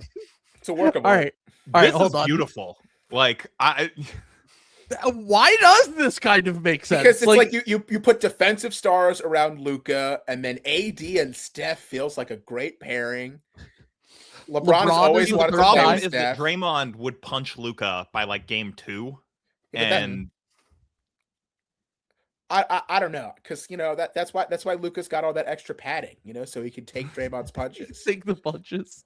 I was gonna say, apparently I think almost got Luka and knocked out by Draymond would Dennis Schroeder, so I'm not liking his odds against Draymond. I would think that they would get along, Draymond and The Luka. Schroeder leaks were so funny because we got the report he's suspended for comments towards Luka, and then we got leaks after being like, actually, he's been calling him a bitch for years. Like he's called him a bitch every time he sees it. This was not a one-time thing. He's on the bench mouthing the word bitch anytime that Dennis Schroeder looks in his direction. Well, you guys all saw the clip of like what actually set Dennis off, right?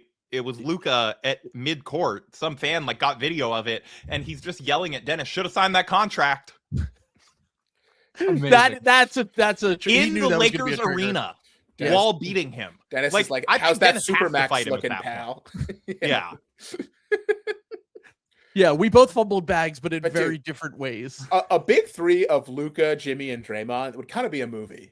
They'd hate each other so much. Oh my God! Yeah, But I would think be- it would be really fun. the 2 years that It would be that like, what if lasted Shaq were and Kobe cool. had a third star teammate that they also all hated? It's I kind of want to see this. I Oh, agreed with you oh. that this weirdly works. Also, because I feel like the intrigue around the Lakers would go up quite a bit. And just imagine the things said about the Jake LaRavia and Gabe Vincents of the world. Actually, is Gabe Vincent in this trade? No, right? Like the guys still left over who have to close games with these 3 guys. Like they're gonna make what happened to Mario Chalmers look like a walk in the park. all that stuff that I said though would 100% do this trade. Yeah, Okay, I was so gonna say yeah, the I mean, you guys are Warriors- just trading LeBron, Yeah, it's just Dalton Connect, LeBron. and Rui. Yeah, And a Jimmy swap. and Maxi Draymond. Kleber and then a second round pick Okay, yeah, who cares? The Warriors, and a by the protected way, first. But it's like it's this year's first. It's so a swap. It's not even a first. Yeah, the Lakers are fleecing Oh, it is a here. swap. The Lakers are absolutely fleecing by getting Jimmy and Draymond. the Warriors are basically being like 98-year-old Henry Kissinger and sending him to the beach from Old, the M. Night Shyamalan like thing. Like they're somehow getting even older, which seems impossible. Like, Yeah, they're getting Dalton Connect, oldest guy in the league.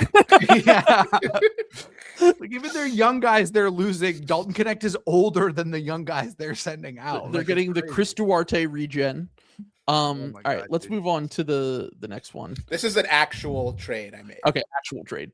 Bulls get Nick Claxton, Sixers get Jalen Smith, Nets get Vucevic, Oubre, Drummond, first round pick swap in 2027 with the Nets and the Sixers, and a first round pick via Portland, which is really a lottery protected one Yeah. for the next So, 2 years, right? Yeah, right. So it's kind of a gamble if you're the Nets because the Mhm. Nets have a lot of bad picks. Sure. So my thought process here is that the Portland's currently the 9 seed and it's lottery protected this year and next year. So, So- you get a shot. Both So it's years. like it's like a 40% chance at the 15th or the 16th pick in the next 2 years because if Portland does make the playoffs, they're not going to be like a 2 seed. They're going to be Yeah. they would sneak in. And And from the Sixers' perspective here, it's basically if you're the Nets, you're saying in case Joel Embiid just disintegrates Well, no, sometime in the next year yeah. or two. so I don't know how to do it. I don't know how to do it in Fanspo, but I really want the Nets to get swaps at the deadline, for taking bad shit. It also gets the Sixers out of the tax, which we all know Morey's going to do. Oh my God, he's gonna want to definitely do that. Jalen Smith is a calculator rat player. Calculator rat player. His on-offs and his wrap-em are crazy, and it kind of fits with the Sixers' need. Yeah. He could be a backup center, or he could play with Embiid. Right. So I don't know how to do it in Fanspo, but my idea is the Nets could swap their worst 27 first, whichever. Like if there's one player that I actually want, it's probably a Kongwu, but we're not going to be able to get him. So Jalen Smith would be like the alternative. And Morey always does the, well, why would I pay that? Yeah. Why would I can get 90% of that player for 40% of the price? Right. Why would I do that when I can get a guy who's completely unplayable in the second round of the playoffs? Like, I mean, we think Jalen McDaniels has starter upside. He does. He's just as good as DeAndre Hunter. I don't think this trade is real because I don't think the Nets would trade Claxton for this, even though I probably would. But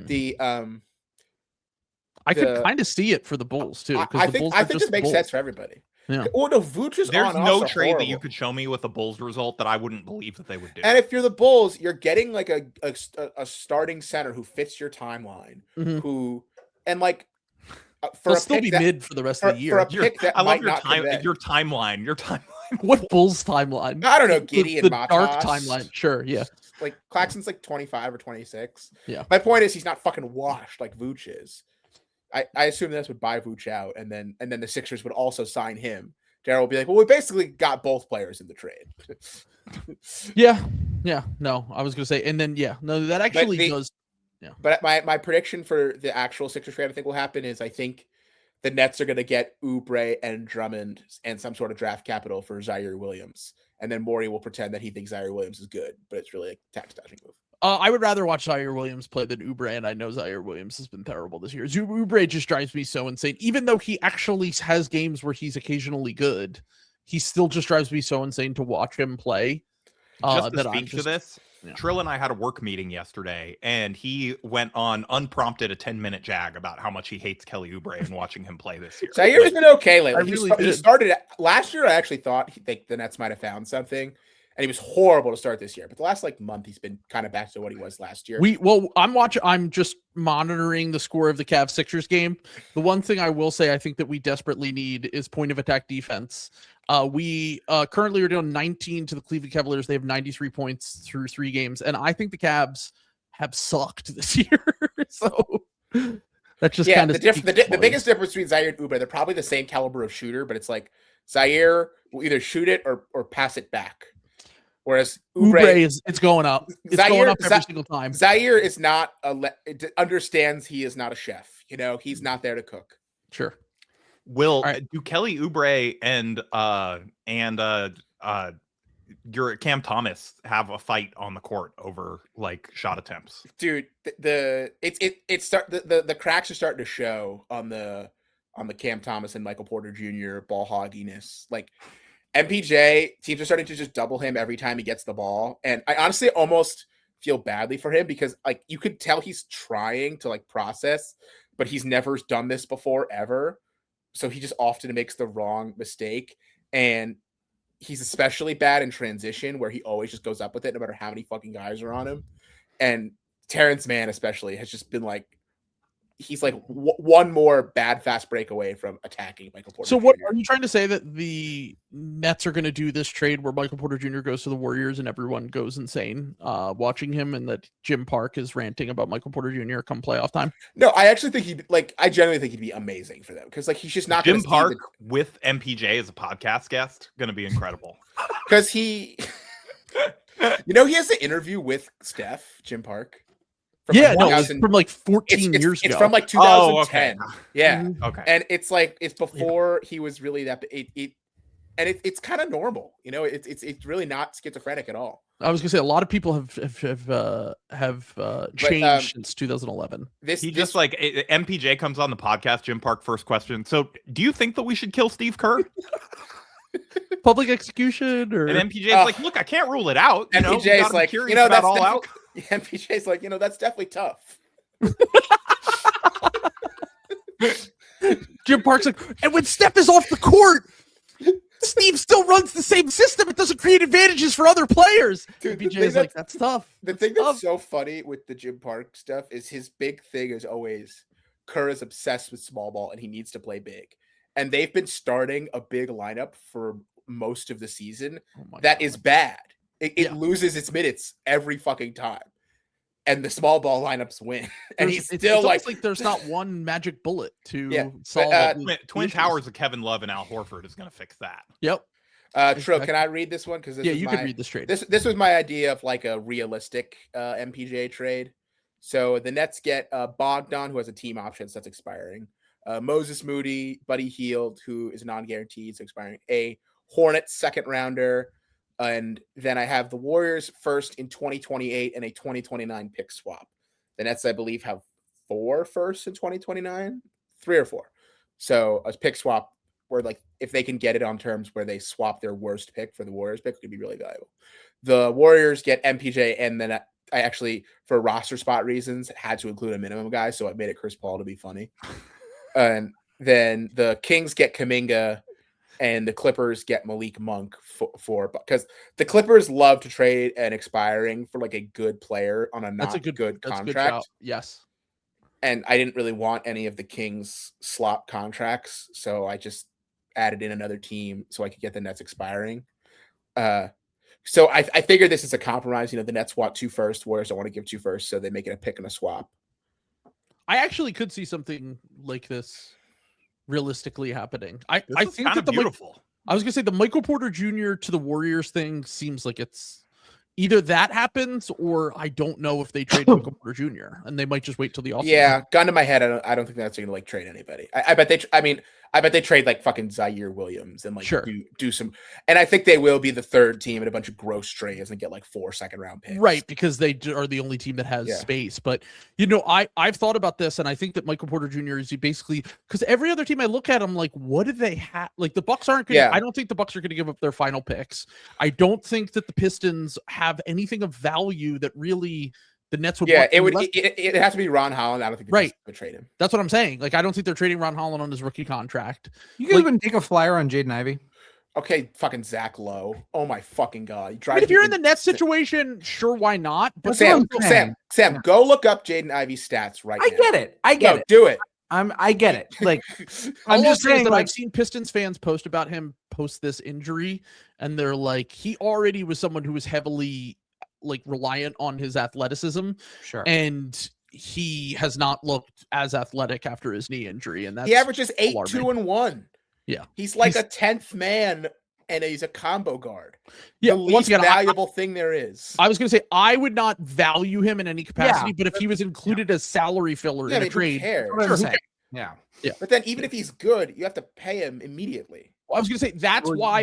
And I know you have to worry about that, I guess is what I'm saying. But he could like be good over the course of like he's been hurt often enough. But why would you want that? If he's good, he ruins your tank, and then you have to pay him a bunch. I mean, there's no outcome where they win. No, there is, because I do think that like he hasn't really gotten a chance just by the timing of his injuries and like kind of where the Pistons have been and what their needs have been. Like I think they need good players. He's a bad player. He would go on because it's so obvious. He'd go on a Mickey Mouse March run, demand like $25 million a year, and then be bad again. I don't think he'd. I think he could be like a rotation player and like be like pretty good, like because I think Jordy's a good enough coach to kind of figure out some of these guys, and I think that that's what the Nets have now that they didn't have before. Is you have this isn't happening anyway. So and the real guy that I think that could possibly be, if they were to do a Michael Porter Jr. trade, it would have to be Ron Holland, because the Nets have been interested in Ron Holland in the past. And honestly, look, I don't think they do it now. I think it's. I would do it if I was them. I'm saying that I think it's something that they would consider to move him down the line, but we've talked about it before. Like, I do think that you'll probably have to split up Ausar and Holland at some point. There's just too much of an offensive liability when you can't have multiple of those guys on the court in the playoffs together. Yeah. When your best player, like your second best player, is a non-shooting big. Your lead creator is someone who loves to live in the mid-range. They really don't have the spacing, the capability, the offensive tilted talent to be able to get away with that. And I would definitely consider it if I were them. Yeah. I don't think they do it though. Purely as a basketball fan, if the Pistons do nothing this deadline, I'm going to be fucking annoyed. Yeah, I agree. As a Sixers fan, I want them to do nothing, because if we get them in the second round, I feel decent about their chances. But oh my God, the what would Presti do crap. People are saying that on Twitter now. It's so annoying, dude. It's the OKC thing drives me so insane, because it's like OKC had literally unlimited options on what they could do. Also, their rebuild began with getting an MVP. Yeah. Like that was step 0 of their rebuild. Yeah, Was getting an MVP, not a throw into a trade, but like it wasn't even the main part of the trade. it's ridiculous. It drives me insane when people try to compare OKC. To other teams. Every fan base thinks that if they just rebuild, they can be like the Thunder, and it's like I've been saying this about the Nets rebuild since it started. If we get Mitchell Gobert Jazz levels, sign me up. Like Sure. 5 years in a row of like maybe we went around, you could talk yourself into a finals run, like good, young, like a fun team to root for every night. Like multiple 50-win seasons would change my life. Multiple you guys 50-win already had seasons, your losing in Shea the second round. in Cam Thomas, and then you ruined your relationship with him for no reason. So you already You're had talking- like the MVP yeah, throw-in. when he's the next Tyrese Halliburton / Shai Gilgeous-Alexander / Jalen Brunson next year on the Kings, you're really going to be Guys, feeling it. people unironically have been saying that to me I know. for like 3 Dude, years. Listen, I understand that. Drives me so insane. I really don't want to go down this path because I do love Fair. Jared McCain. Jared McCain has been one of the worst players in the NBA this year, and there are Sixers fans saying that we're holding him back and that he's going to go be Tyrese Halliburton on another team. And I'm like, can we pump the brakes a little bit? Like he was really good his rookie season. He had a pretty big injury, and he's been horrible since he's come back. This is what it is. And very good his rookie season for what? Like a 20 month? games. Yeah. Like Small- it wasn't small it sample. wasn't like it was a 75 game thing where he was a consensus rookie of the year. Right. It Like, wasn't Ben Well- Simmons as a rookie. Lakers fans are going through a similar thing, and it's like that's why if I'm another team, I would trade for Dalton Connect and like see if you can recapture some of that magic. Like, dude, Yeah, he's him and but- JHS, right? You know who I mean? Hood Yeah. Schifino. Hood Schifino, yeah, yeah. yeah. Two of the worst, like not that low first round picks I've ever seen. That's when I knew the Lakers scouting staff was washed. They're horrific. Like, do you know how bad you have to whiff on 2 consecutive picks to have like the Lakers scouting staff have the reputation that they had for so long, and then like no fans were mad when they got fired? Yeah, it was pretty bad. Bronny is clearly better than both of them. Yeah. Like, it's God, that's depressing but true. Yeah. Okay, so we're going to talk about this trade. The Bulls get Mike Conley and Rob Dillingham. The Wolves get Kobe White and Mitchell Robinson. yes. The Knicks get Dante DiVincenzo. We get a little bit of a Italian The Nova Knicks, they're back, birthright baby. homecoming here. Back to New York City, Dante, and we got insert pick compensation where you see fit.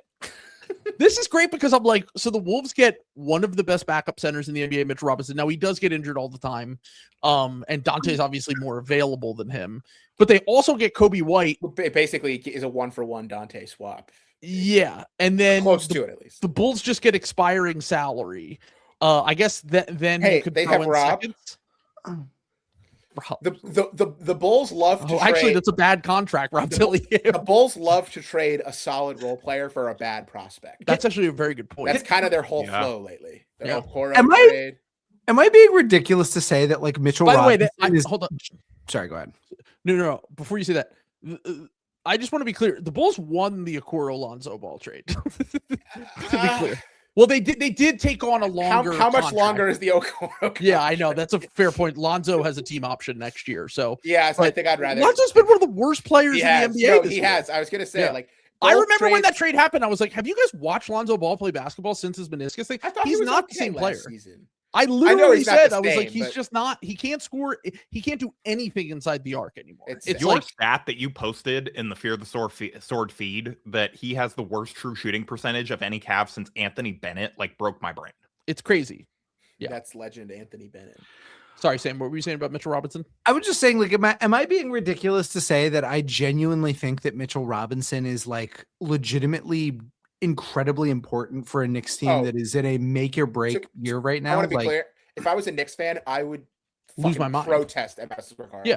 Why do Yeah. you want another A lo- small Deuce? a lot Deuce of their McBride's been fans the best want player this. off the bench for them Bro. other than Robinson. Landry Shamet has like given them pretty good minutes. Yeah.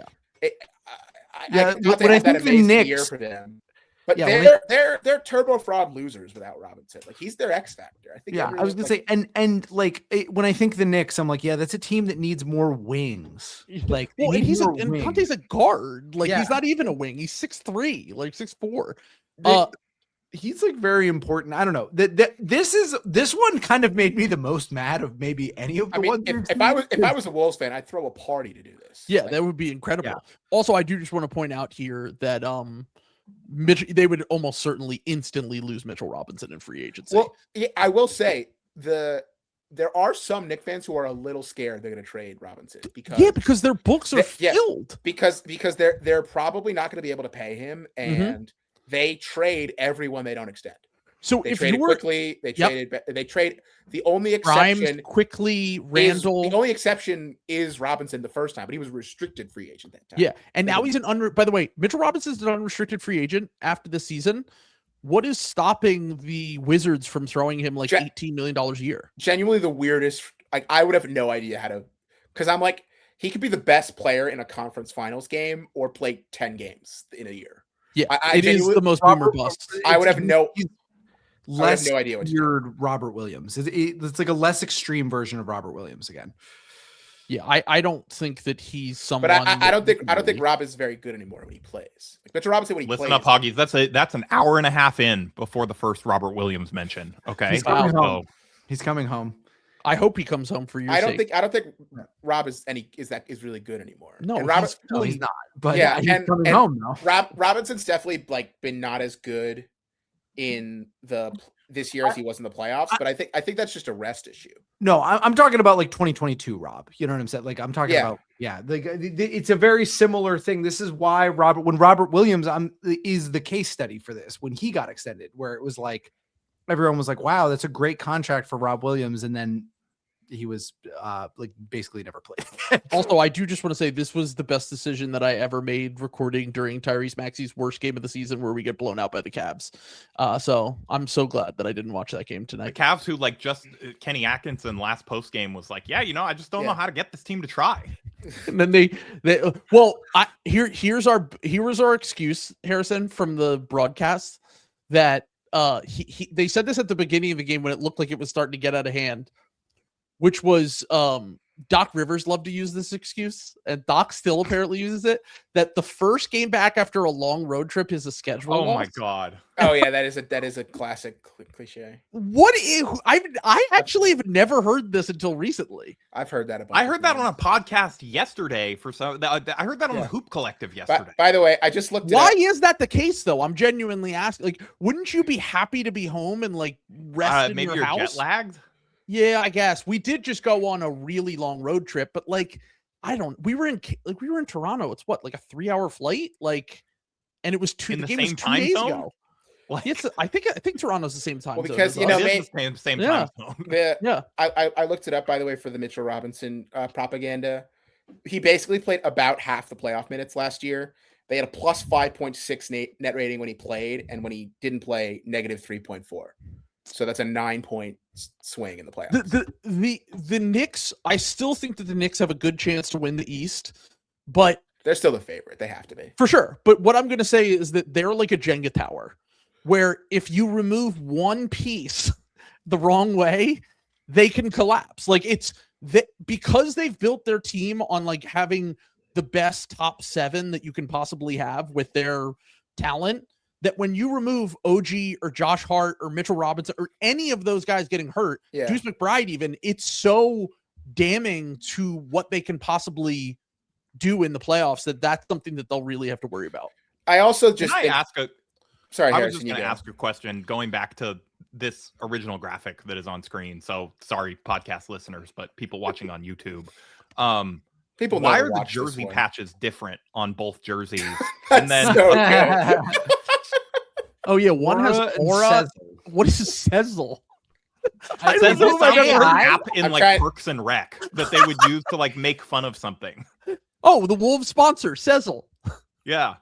Well, Kobe is probably just wearing Dante's jersey, whereas nobody has worn 23 for the Wolves since Jarrett Jimmy Culver. Jimmy Butler.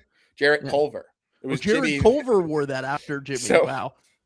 So maybe that's Jarrett Culver's jersey from like 2021. Second favorite part of this graphic. Apparently, it took 2 different brands to make it. It's Track the Pack X T Wolves Insider. Like They they, were worked colla- They together. collabed. Yeah, they were linking and building this trade. Yeah. Incredible. Okay, so Amazing Sezzle, graphic. Sezzle my is God. actually the Timberwolves patch thing. What is it? Well, It hold on. is- We should all guess what it is. Yeah, I was gonna say because I have Right. both Aura and Sezzle. Do you want to guess what Sezzle I'm is? gonna say Sezzle is like a Bitcoin trading app or something. It's a pretty good guess. Will I'll say like wealth management stuff. okay, pretty good guess. Harrison, do you have a guess for this? It's like Kalshi mixed with Tinder, where you can bet on your future relationship prospects. You're slamming dating- slamming on Yeah. my unders. Okay, so very good. You all were on the right track. Allows you to buy now and pay later. It is Oh, an app okay. for retail purchases. Well, that's kind of micro wealth. loans. That's kind of wealth management. A you know? little Yes. bit. Yeah. They're is, yeah. managing the fact that you have no wealth. And I was gonna profiting say, off of it. yeah, they are exploiting you for never having money, which is something that people love to do in this country. Yeah, and do we want to guess what Aura does? I feel like We know I've it's not heard of founded it. by Jason Tatum. Oh, there we go. Got him. Close your eyes and you try to picture what aura is. That is You don't see cowards. anything Maybe best monologue of all time. The edits to Yeah. that get me every time. special. Yeah. No, I actually don't know what it is, but I feel like I knew at some point. So It's it got to is be like a health tracking app, right? it's very very close. Again, very close.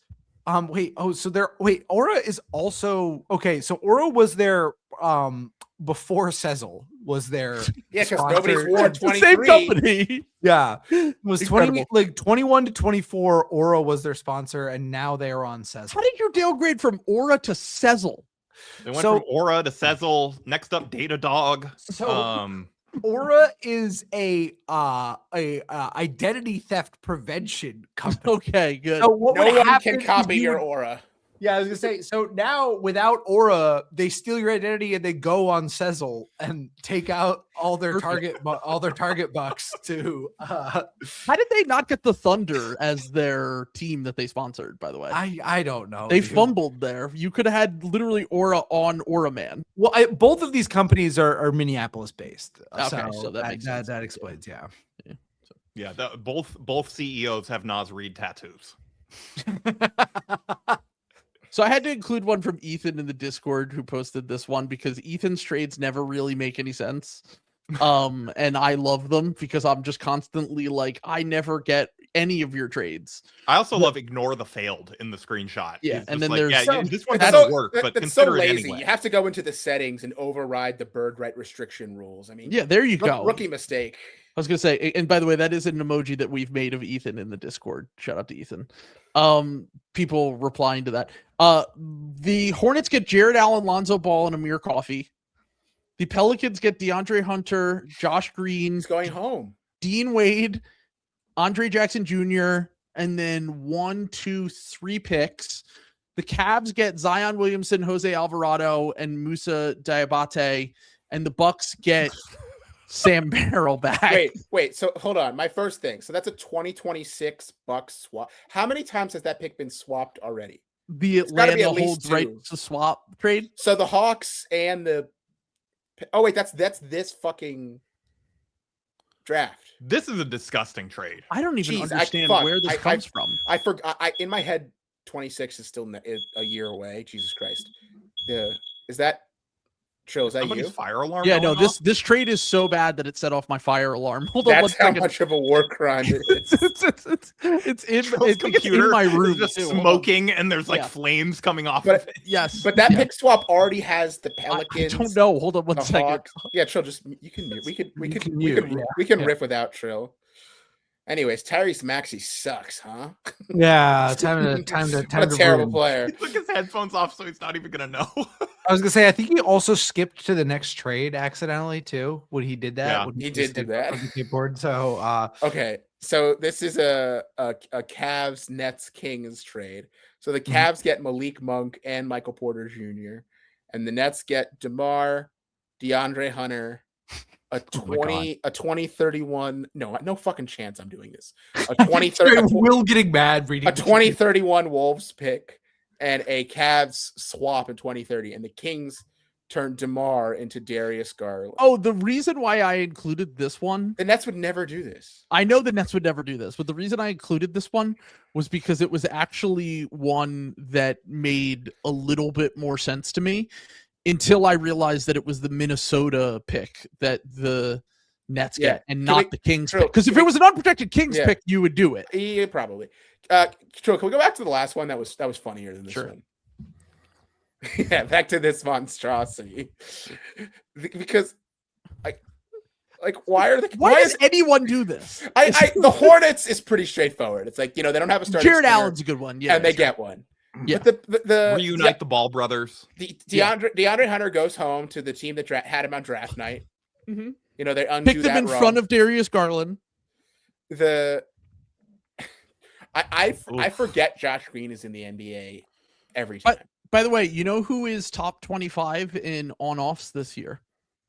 Josh Green. Because I don't think he plays though. I think he's barely played, and Yeah. also historically, he's always been near the bottom of the league, which is why I was like, "Wait, why is he?" He was literally one spot ahead of Bones Highland, who is having, I think he's a plus 12 He per was like a 100 plus possessions. 10 billion last night or two. Yeah, he was a in- plus in the Bucks 41. game. Bones Highland finally free from the tyranny of Jokic, having a Bones- career year. Bones Highland is like what the Cam Thomas fans think Cam Thomas is. Like, what if he could Ne- actually like run an offense? Never The sold Lakers my stock draft on Bones workout. Highland. The Lakers did a draft workout for Bones Highland, and it was like so low wattage that they were worried that no media was going to show up, and so they asked me to come and ask like questions. Like, that's how desperate they were. Did you go? Yeah, I mean, I did it. It was Zoom, so it was like the Sure. first it was a first or second post-COVID draft. So Oh yeah, you I was guys on the traded Zoom, that like, pick for asking him Dennis why- Schroeder. Huh? You guys traded that pick for Dennis Schroeder. Yes, 2021. that's right. Yeah. Yeah. So I was on the Zoom asking him why his nickname was Bones. I don't Well- remember what his answer was. The bones that are his money. No, the real, like, imagine the fucking prestige zone shit we would have got about Bones Highland if he was drafted to the Lakers. Oh my god, dude. Rookie Bones, That would when have been he was special. like, He was pretty special. he was making Apparently had an logo incredible threes. workout, which I mean doesn't really surprise me. He's No. skilled, so yeah. No, he's super skilled. And once again, he's actually been good this year. Like, he only plays like 15 minutes a game for the Wolves, but he started last night and absolutely destroyed. They were playing the Bucks, but still, he played without Ant and Rudy Gobert last night and was a plus 41 in that game. No, like- he has talent for sure. Like I'm sorry, we have to go back to it. Like, why are the Bucks even in this trade? Like, what they have AJ Yeah. Green. Why do they need Sam Merrill too?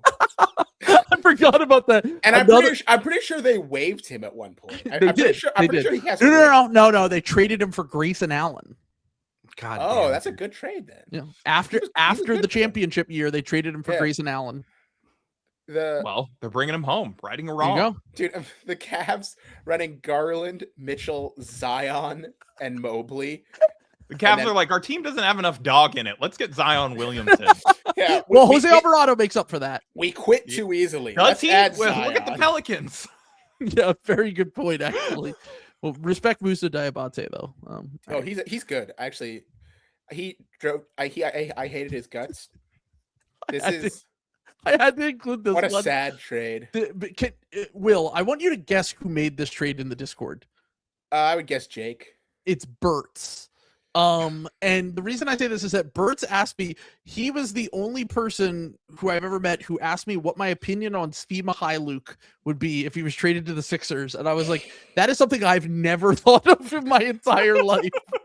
But Bertz, this trade he made was Kevin Love. By the way, Bertz is a Hornets fan, just in case you were wondering. Svi and Kevin Love going to the Knicks, Svi, Hornets legend, for Gershon Yabusele, Pacome Dadier, and the fake Washington first that But- they're almost certainly going to turn into 2 seconds. Right, but one of them is the Wizards' second this year, so it's like a top 35 pick. Oh, okay. So that's It's not like terrible. It's like a very good second. Is essentially what. Okay. And Okay. I mean, if you're the Jazz, that's sure, the why best not? thing in this trade. Yeah. I mean, Oh, I I guess you don't want to take on 2 Yeah. extra years of Pacome Dadier Yeah, and a year you're of Gershon basically. Yabusele. I believe you have to pay Dadier next year, and then I think you can decline the last year. But And then would you Yabu rather next have? year. Would you rather have what, $7-8 It's million basically more in would you cap rather space? 8 million in cap or like the 33rd pick? And if you're the Jazz, I'd rather have $8 million in cap. Yeah. Yeah, because the second round for that, like Okay, I guess you're saying they're bad at drafting, and that's. I'm why? not saying they're bad at drafting, but they just have so many guys that they take at the end of the first, beginning of the second, in like every draft. It feels like it feels like that's been their entire draft the last few years. It's Yeah, like, that's oh, fair. yeah, but The, I don't know. I guess my Daddy thing is he's the only first round pick I've ever seen who sucks in the G League. He's in year 2 shooting 38% from the field in the G League. First of all, Incredible. Kevin Knox, you will not disrespect Nick. he would have Sledge. been good in the G League. Even probably. Jalen Hood-Schifino was good in the G League. Yeah, I was gonna say to be bad in the G League In is year special. 2. He's in year 2 shooting 38% from the field. I was gonna say, was Isaiah Todd the second? I think he was the first pick in the second. Yeah, round. he was like the 31st pick. Yeah, he was another one that I remember shooting like 35% for the. Remember how I say on every street. So basically, I actually leading up, like Dadier pre-draft too. It's embarrassing. but leading up to the draft, and I'm not including Dadier in this because I knew who Dadier was leading up to the draft. But every year we always get a guy that no one's ever heard of from overseas until the last second, and then everyone's like, "Oh no, yeah, this guy's pretty good actually." And I'm like, "No, they're not. Don't act like if they were good, we would know who they are." And I said this about Nikola Duricic. I have no idea who that is. Nikola Duricic was the second round pick of the Hawks last year that is shooting like 29% from the field in the G League. You know, And there's always one of these guys in every single draft. This year it was a Boboljub who's on the Bucks. He's cooking, and he's going to be And amazing. I'm telling so- you, that we so- always find out about these guys so- 2 days before the draft, and so they're never basically- anything. So basically, Bilal is the Kawhi Leonard of what you're talking about. Exactly. He rose up boards last second, and everyone was like, "No, he's going to be really good." And I'm like, "All right, I guess." And then he's Bilal Coulibaly. He went so high. No, is it Ricochet, this guy, though? Well, we No. knew about Ricochet for a while, though. Like, the only reason Only Bilal because- really rose up boards was because he was on Wemby's team, and they were really good, and he played well in the playoffs for them. Yeah, he was like a late because he was on like Well, the and also JV everybody- team most of the year, Mhm. and then got called up and was good. Everybody falls for the toolsy guy thinking that they're going to get like the next Giannis. Well, Like everybody thinks that could be our Giannis. What's really funny about that is that the guy that I think of, one of our draft L's, was Peyton Watson in 2022, where I was like, yeah, this guy averaged 3 points a game and shot like 35% from the field in college. There's no way he's going to be a good offensive player in the NBA. And now 4 years later, however long it Did is, you it's guys- like he's pretty good. Did you guys see the stat I posted about him today? He in his last 15 games, he's averaging 21 points per game, and he's had 20 points 11 of the 15 games. He had played 210 games before that, including playoffs. He had 20 points 4 times ever. How did this happen? Like this is Clutch just genuinely. gets you ready. Clutch has their guys ready. He's a to clutch contribute guy. when they get an That's the- There you opportunity. go. Oh, Yeah. this LA actually guy, reminds yeah. me. I tried to do it in the trade machine, but I forgot about the rule. I tried to salary dump Cam Johnson back to the Nets so they could pay Peyton Watson. But you can't trade him back for a full calendar. No, Yeah, full you got to wait season. until the offseason. But he's Yeah. coming home next offseason. We had, But we I had a was Lakers like- fan in our YouTube comments on the Lakers Lounge asking us, like, you know, do you think they're like you got to get Rich Paul to like do us a favor and like try and guide Peyton Watson here? I'm like, first of all, I don't think that Rich Paul is gonna like I'm not gonna be able to get him on the horn and get him to do this favor. But second of all, like if you've listened to his podcast, I don't know that he's like really wants to steer a bunch of clients to the Lakers. Also, Do you remember? Rich do you Paul's remember- never like, let me get my guys less money. That's never really been what Rich Paul's about. But also, I just want to point out here. Do you remember a few years ago when Bill was crashing out because the Spurs didn't give an offer sheet to he was right. Austin Reeves? He was right. What I'm about to say is also correct. If you're the Lakers and you see Peyton Watson and you could throw a $22 million a year bag at him, and you dare the Nuggets to match it and go into the repeater to pay him, if they can't figure out a way to dump Cam Johnson or Which clear I think, money off I the think they're books, going to have to do that. they're going to have to trade him into cap space. I don't think anyone's taking Brown, but I think you it's just have to going to get be paid like to take Brown. I think Cam Johnson's going to be salary dumped to like the Jazz this offseason for like a late first round pick. Yeah. And I think that they're going to use that money to re-sign Watson just because even I know that you might have heard this, but Ethan was saying the other day in the Discord, he was like, if they waive Jonas Valanciunas, they salary dump Cam Johnson for nothing, they could still only give Peyton Watson $18 million to stay out of the tax, and they'll probably have to pay the repeater eventually. Like they're fucked if they don't. Oh, and guess who has a rich owner who might be willing to dare the Nuggets to blink now? The Lakers. The New York Yeah. Mets. And Peyton Watson would be kind of exactly what the Yeah. Lakers I need. mean, yeah, just fucking anyone who can jump at all. Any wing athlete who can defend and handle the ball and shoot. Like, he's looking more and more like a Yeah. Jaden McDaniels type every. Yeah, I mean, every I gotta game. see more. Like, it's Sure, only it's a been, small- like, a month, but- but like if this continues. Sure. And if he's, I mean, he's 23 years old. Like, these guys usually suck until they're around this age. But there was like no. This There was is no really, indicator. This is really weird. The shooting shit- off the dribble stuff is the thing that I'm like, we might need to have a Jared McCain. Let's pump the brakes because he's shooting like crazy off the dribble right now. But even if he's just like an average shooter, he at least has other skills that like Yeah. Jared had to be the best shooter in order to be playable. Yeah, I mean, a wing has just as a wing, your floor is so much higher. Yeah, exactly. Yeah. All right. So Draymond Green, Jonathan Kuminga to the Clippers. John Collins, Bogdan Bogdanovic, Bradley Beal, and a swap with OKC. Golden State gets the rights. I don't know, it's I a swap. think of a Clippers swap. fan. I think a Clippers fan made this one, if I remember correctly. Imagine how checked out Draymond would be on the fucking Clippers Also, wait, this failed. What's the? because It also Kuminga's not didn't work. eligible. Oh, Kuminga can't be Oh, traded oh, okay. tomorrow, and this was from like This works. 2 weeks This ago. works Okay. tomorrow. Yeah, I because think this people, was hijacked. these and people it's- are so goddamn lazy. Go into the settings and undo the rule. I mean, come They're on. just vibing in the Trade Machine War Crimes Discord channel. Okay, let them cook. Honestly, the screen shot looks better if it says failed. Like it's more in the Yeah. spirit of this, of this episode. Also, Yeah. as we go further, the more faded and pixelated they get. Like, I don't know why this happens, but I saved these images all the same, and they just kept getting more and more pixelated. I think the next one is like, no, this one is a mobile one, so this one isn't too bad. like, Yeah, that looks so like, pretty why cool. would the Warriors do that? So There's no reason. This was when Draymond was playing like shit, and Kuminga wanted out. And And, Kuminga wanted out, Clippers- so his entire fucking career. a Clippers fan was exactly, and a Okay. Clippers fan was just like, well, here's some expiring salary, and then some, John Collins is expiring. Like, they would never do this. There's no reason for the Warriors to do this, but Honestly, I don't think either team would do this. Oh no, I I think think the the Clippers would do Clippers it. would definitely do this.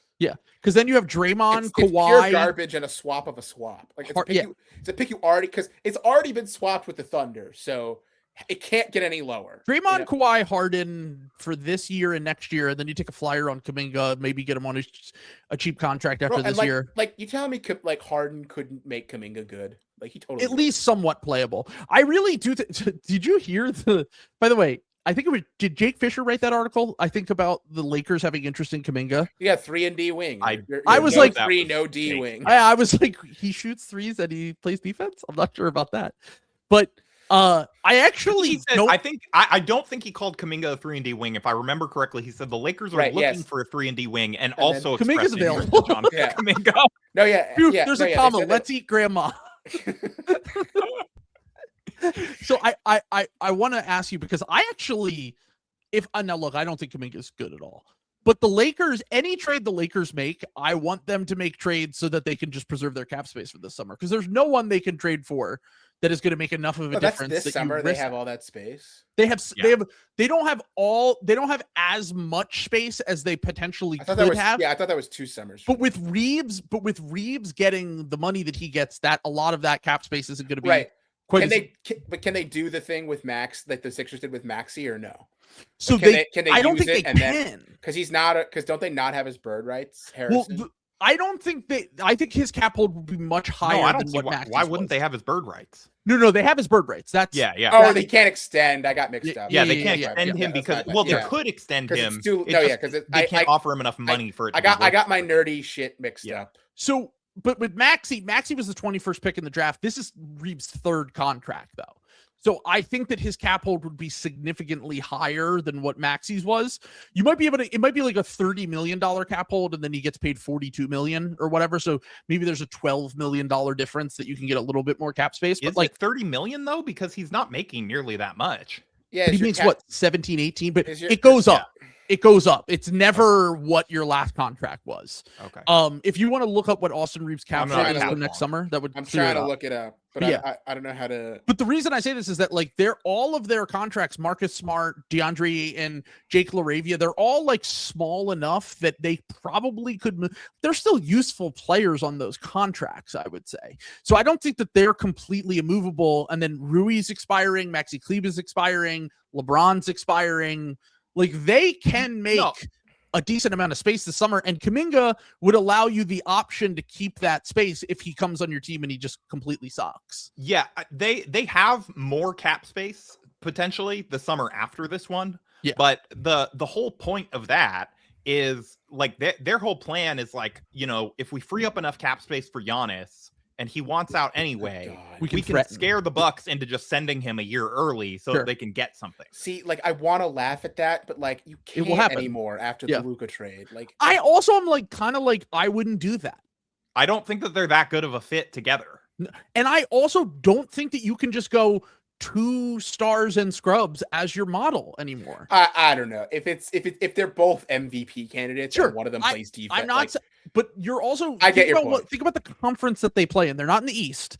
In this Western Conference, they would have Yeah. to pass the Nuggets, the Thunder, the Rockets, the Spurs, like that. The Wolves, like dude, that- I the actually think conference that is- like Giannis would just be like a higher class version of the LeBron Luka problem, where like LeBron's a better shooter than Giannis is, but even still, those two like their numbers together are not that great, and it's because both I of think them those want two to could cook. probably figure Dude, it out a little bit. Can better. you? The Lakers feel fucked to me, and they got an MVP player for free.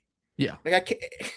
It's the exact same shit with the. Okay, with first the of all, Mavs. Matt Christie was in that trade, so you know it wasn't free. Dude, Lakers could really use I Matt saw Christie right I now. saw people unironically being like, "It sucks so hard, Christie had to be in the trade." Like I'm like, He would be I such a good role player for this team. I believe you should be in prison. That, Look, you're that- right. But I wish that they could have convinced Nico to take Dalton instead. You know, it's just But You're the- lucky you kind still of have Austin breathe- Reeves. but- Shut but- up. Yeah, but the no. but the back There's to nothing I back can't complain about. of imagine how fucked the Lakers would be without the Luka, and then again with how fucked Dallas would be. Oh, Can you imagine if they picked like Carter Bryant? Like that was the range they were supposed to be in. oh. And like Najee Marshall was their leading scorer right now. I bet D'Lo would still be in the starting lineup. Well, they would still be able to tank for this upcoming draft and at least have a shot at least, but it would I be grim. guess. It would be grim. It would be absolutely grim. Yeah. But all right. So this is the Sam Presti finally wakes up and Sam Sheehan has to stop calling him a coward trade, which was made by Nick in our Discord, who is he's been on the streams before. He is a Thunder fan. So this is the Thunder getting Trey Murphy, the Pelicans getting Lou Dort and Usman Jang, and then you get Utah's. That's a fake first. The Utah Yeah, pick.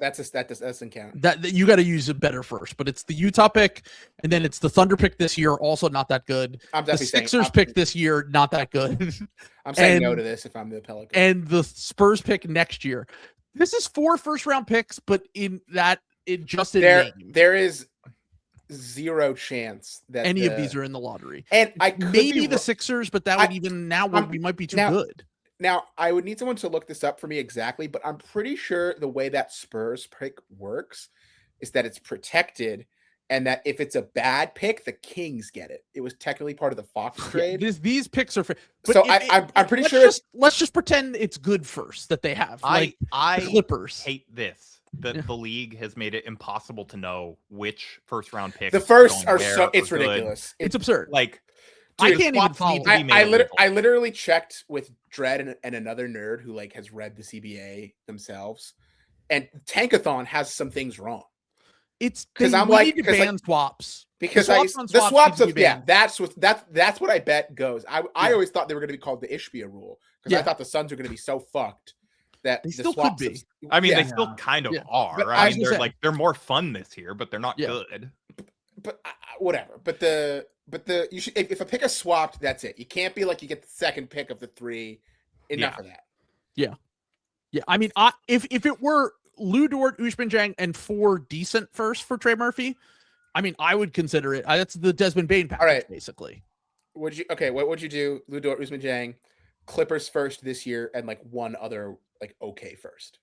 Would you do that as the Pelicans? I mean, I don't really see a point of why they're keeping Trey Murphy, but also They could wait. They still have time because this contract. that's what I was gonna say.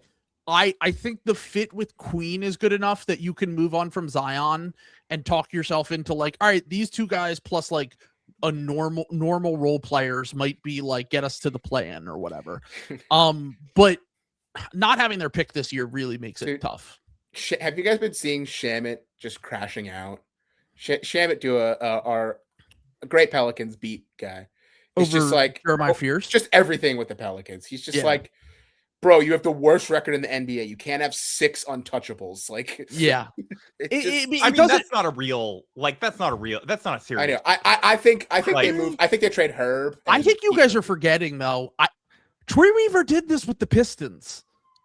Remember when they could have gotten a first for Bojan Bogdanovic? And Burks too. I'm just saying, I don't believe that report until like we're closer to the deadline. Like it's like that's like we're getting bad offers, sure, and so these guys are off the market. I got to kick into the fact that blow us away.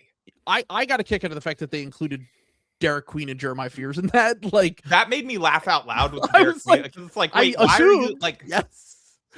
Is it just like Derek Queen's really active on Twitter? They just wanted him to see. Do you think like, Morey does that? Hell yeah, they believe in me. If anybody would do that, it would be Morey. Like Morey, like calls up whoever's running Dallas now. Can I get like, Derek Queen? What about this flag guy? He's interesting. They're like, we need to let Daryl know he's not available. But no, now look, Trey Murphy. Now look, if you want to move forward with your core, Trey's still 25. He's under contract for 3 more years after this. If you do Derek Queen, Trey, normal role players, I don't know how the Fears thing is going to work with those guys, but Fears has me pretty alarmed. That's all I'll say. He's very young. He's so young, and there better be a big step forward next year. That's all I gotta say. Yeah, I was gonna say that's. I think about like where Keontae George was a year or 2 ago, and I'm like, shit happens sometimes. He has enough star qualities that I wouldn't fully sell the stock. Yeah. My new rule is going to be, because especially after SAR, like you get your whole rookie year to just stink it up. Yeah. And then if year 2 you're still bad, I'm done. Not done, but you know what I mean. But no, it's the alarm bells for sure. But so I don't think they're going to trade Trey Murphy. Who else could the Thunder realistically trade for though, if they were trying to make a trade at this step? I know one. yeah. I don't think they're going to trade for tweeted Michael this Porter the other Jr. day. What? But you can do it with like. I think they would trade a real guy. You have to trade Dort, which this is not what I'm saying. Their whole thing is like culture shit, and I don't think they want to add Michael Porter Jr. to the being boring and annoying. I'm not saying that I necessarily agree with it. I think that if you have a chance to go get a guy like that, you probably should. I think that shit's so like, give me a break. Like Presti traded for fucking Kevin Porter Jr. for a 2nd round pick. Like, give me a fucking break. I think that they care a lot about like the locker room shit but guys love MPJ. Like that's true. Well, it might be a situation where it's like Aaron Rodgers, where he seems like a weirdo, but then you hear he's all of the teammates like, are like, "Oh, he's amazing. We love him." Dude, he was at the Pelicans Nuggets game last night. Yeah, I know. I saw that. Chet is basically cosplaying Michael Porter Jr. on any given day. Like it's. I was going to say the Chet interviews after getting the MPJ influence are going to be incredible. I don't know. You ever heard of a dude named Jordan Peterson? He talks about cleaning your room. Yeah. This is what I'm saying. Like, because you can date Ice Spice. But Michael Porter Jr. would not cost as much as like Trey Murphy. You have a big contract that would be expiring next year that keeps you lined up for some of your other things. You clear out some of your flotsam, and because the real Thunder problem is that they're going to eat a bunch of value this offseason because they're just not going to be able to roster fucking anyone. Yeah. Like also the Porter, the difference between Murphy and Porter as rebounders is very real. Yes. Like I think Michael Porter Jr. is just a better player than Trey Murphy. I would say he might not play with the Thunder better necessarily, like where I think Trey Murphy's overrated. I'm sorry. I kind of thought that last year, but I think he's taken a pretty he has been. He's a fantastic finisher, really good athlete, great 3-point shooter. There's a role for him on a good team where he might fit in a little bit better than Michael Porter Jr. You might be right with that. Having said that, on like most teams, I feel like Michael Porter Jr.'s archetype is more valuable.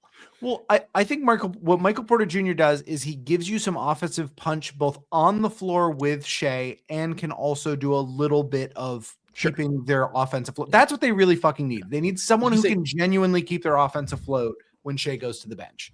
And I don't want to hear about Chet. I don't want to hear about the Jalen Williams, the fucking half court merchant. You like a genuine half court scorer, like Cam Thomas. Okay, Trey Murphy's not shooting as high from three as I thought. I think he had a really bad start to this season, but he was cooking against the Lakers. I was gonna say he was shooting like 40. I don't think he's a star. Like the way some people think he could. Like I think he's probably a third or fourth guy on like. Sure, yeah, that's fair. That's fair. But the other thing is like Michael Porter Jr. like he sets you up in like a way to like make trades next year too. Because he's a fat expiring. Yeah, he's a big expiring. He's still useful. Other teams might want to extend him. Like he is like I think it's exactly the type of trade you need to make. You probably only need to put like 1 or 2 bad firsts in to like make that trade work, and you like it's an obvious move that would like. I don't know about bad first. I feel like if you're the Nets, you would rather just have the Warriors first. Yeah, that's how I feel too. Well, like, or whatever. I think you'd have to give up real picks, but who cares? He would cost less than Trey Murphy, which I think. I was gonna say if the Warriors are serious, nobody's topping that Warriors package. If the Warriors are actually seriously offering that, because that's absurd. Like what that Warriors? Can we get that over with? I feel like that just needs to happen. It should happen in 2 tomorrow. hours and 15 minutes. I was gonna say tomorrow when Jonathan Kuminga is tradable. All right, stop wasting our time. All right. This here's was the not one me.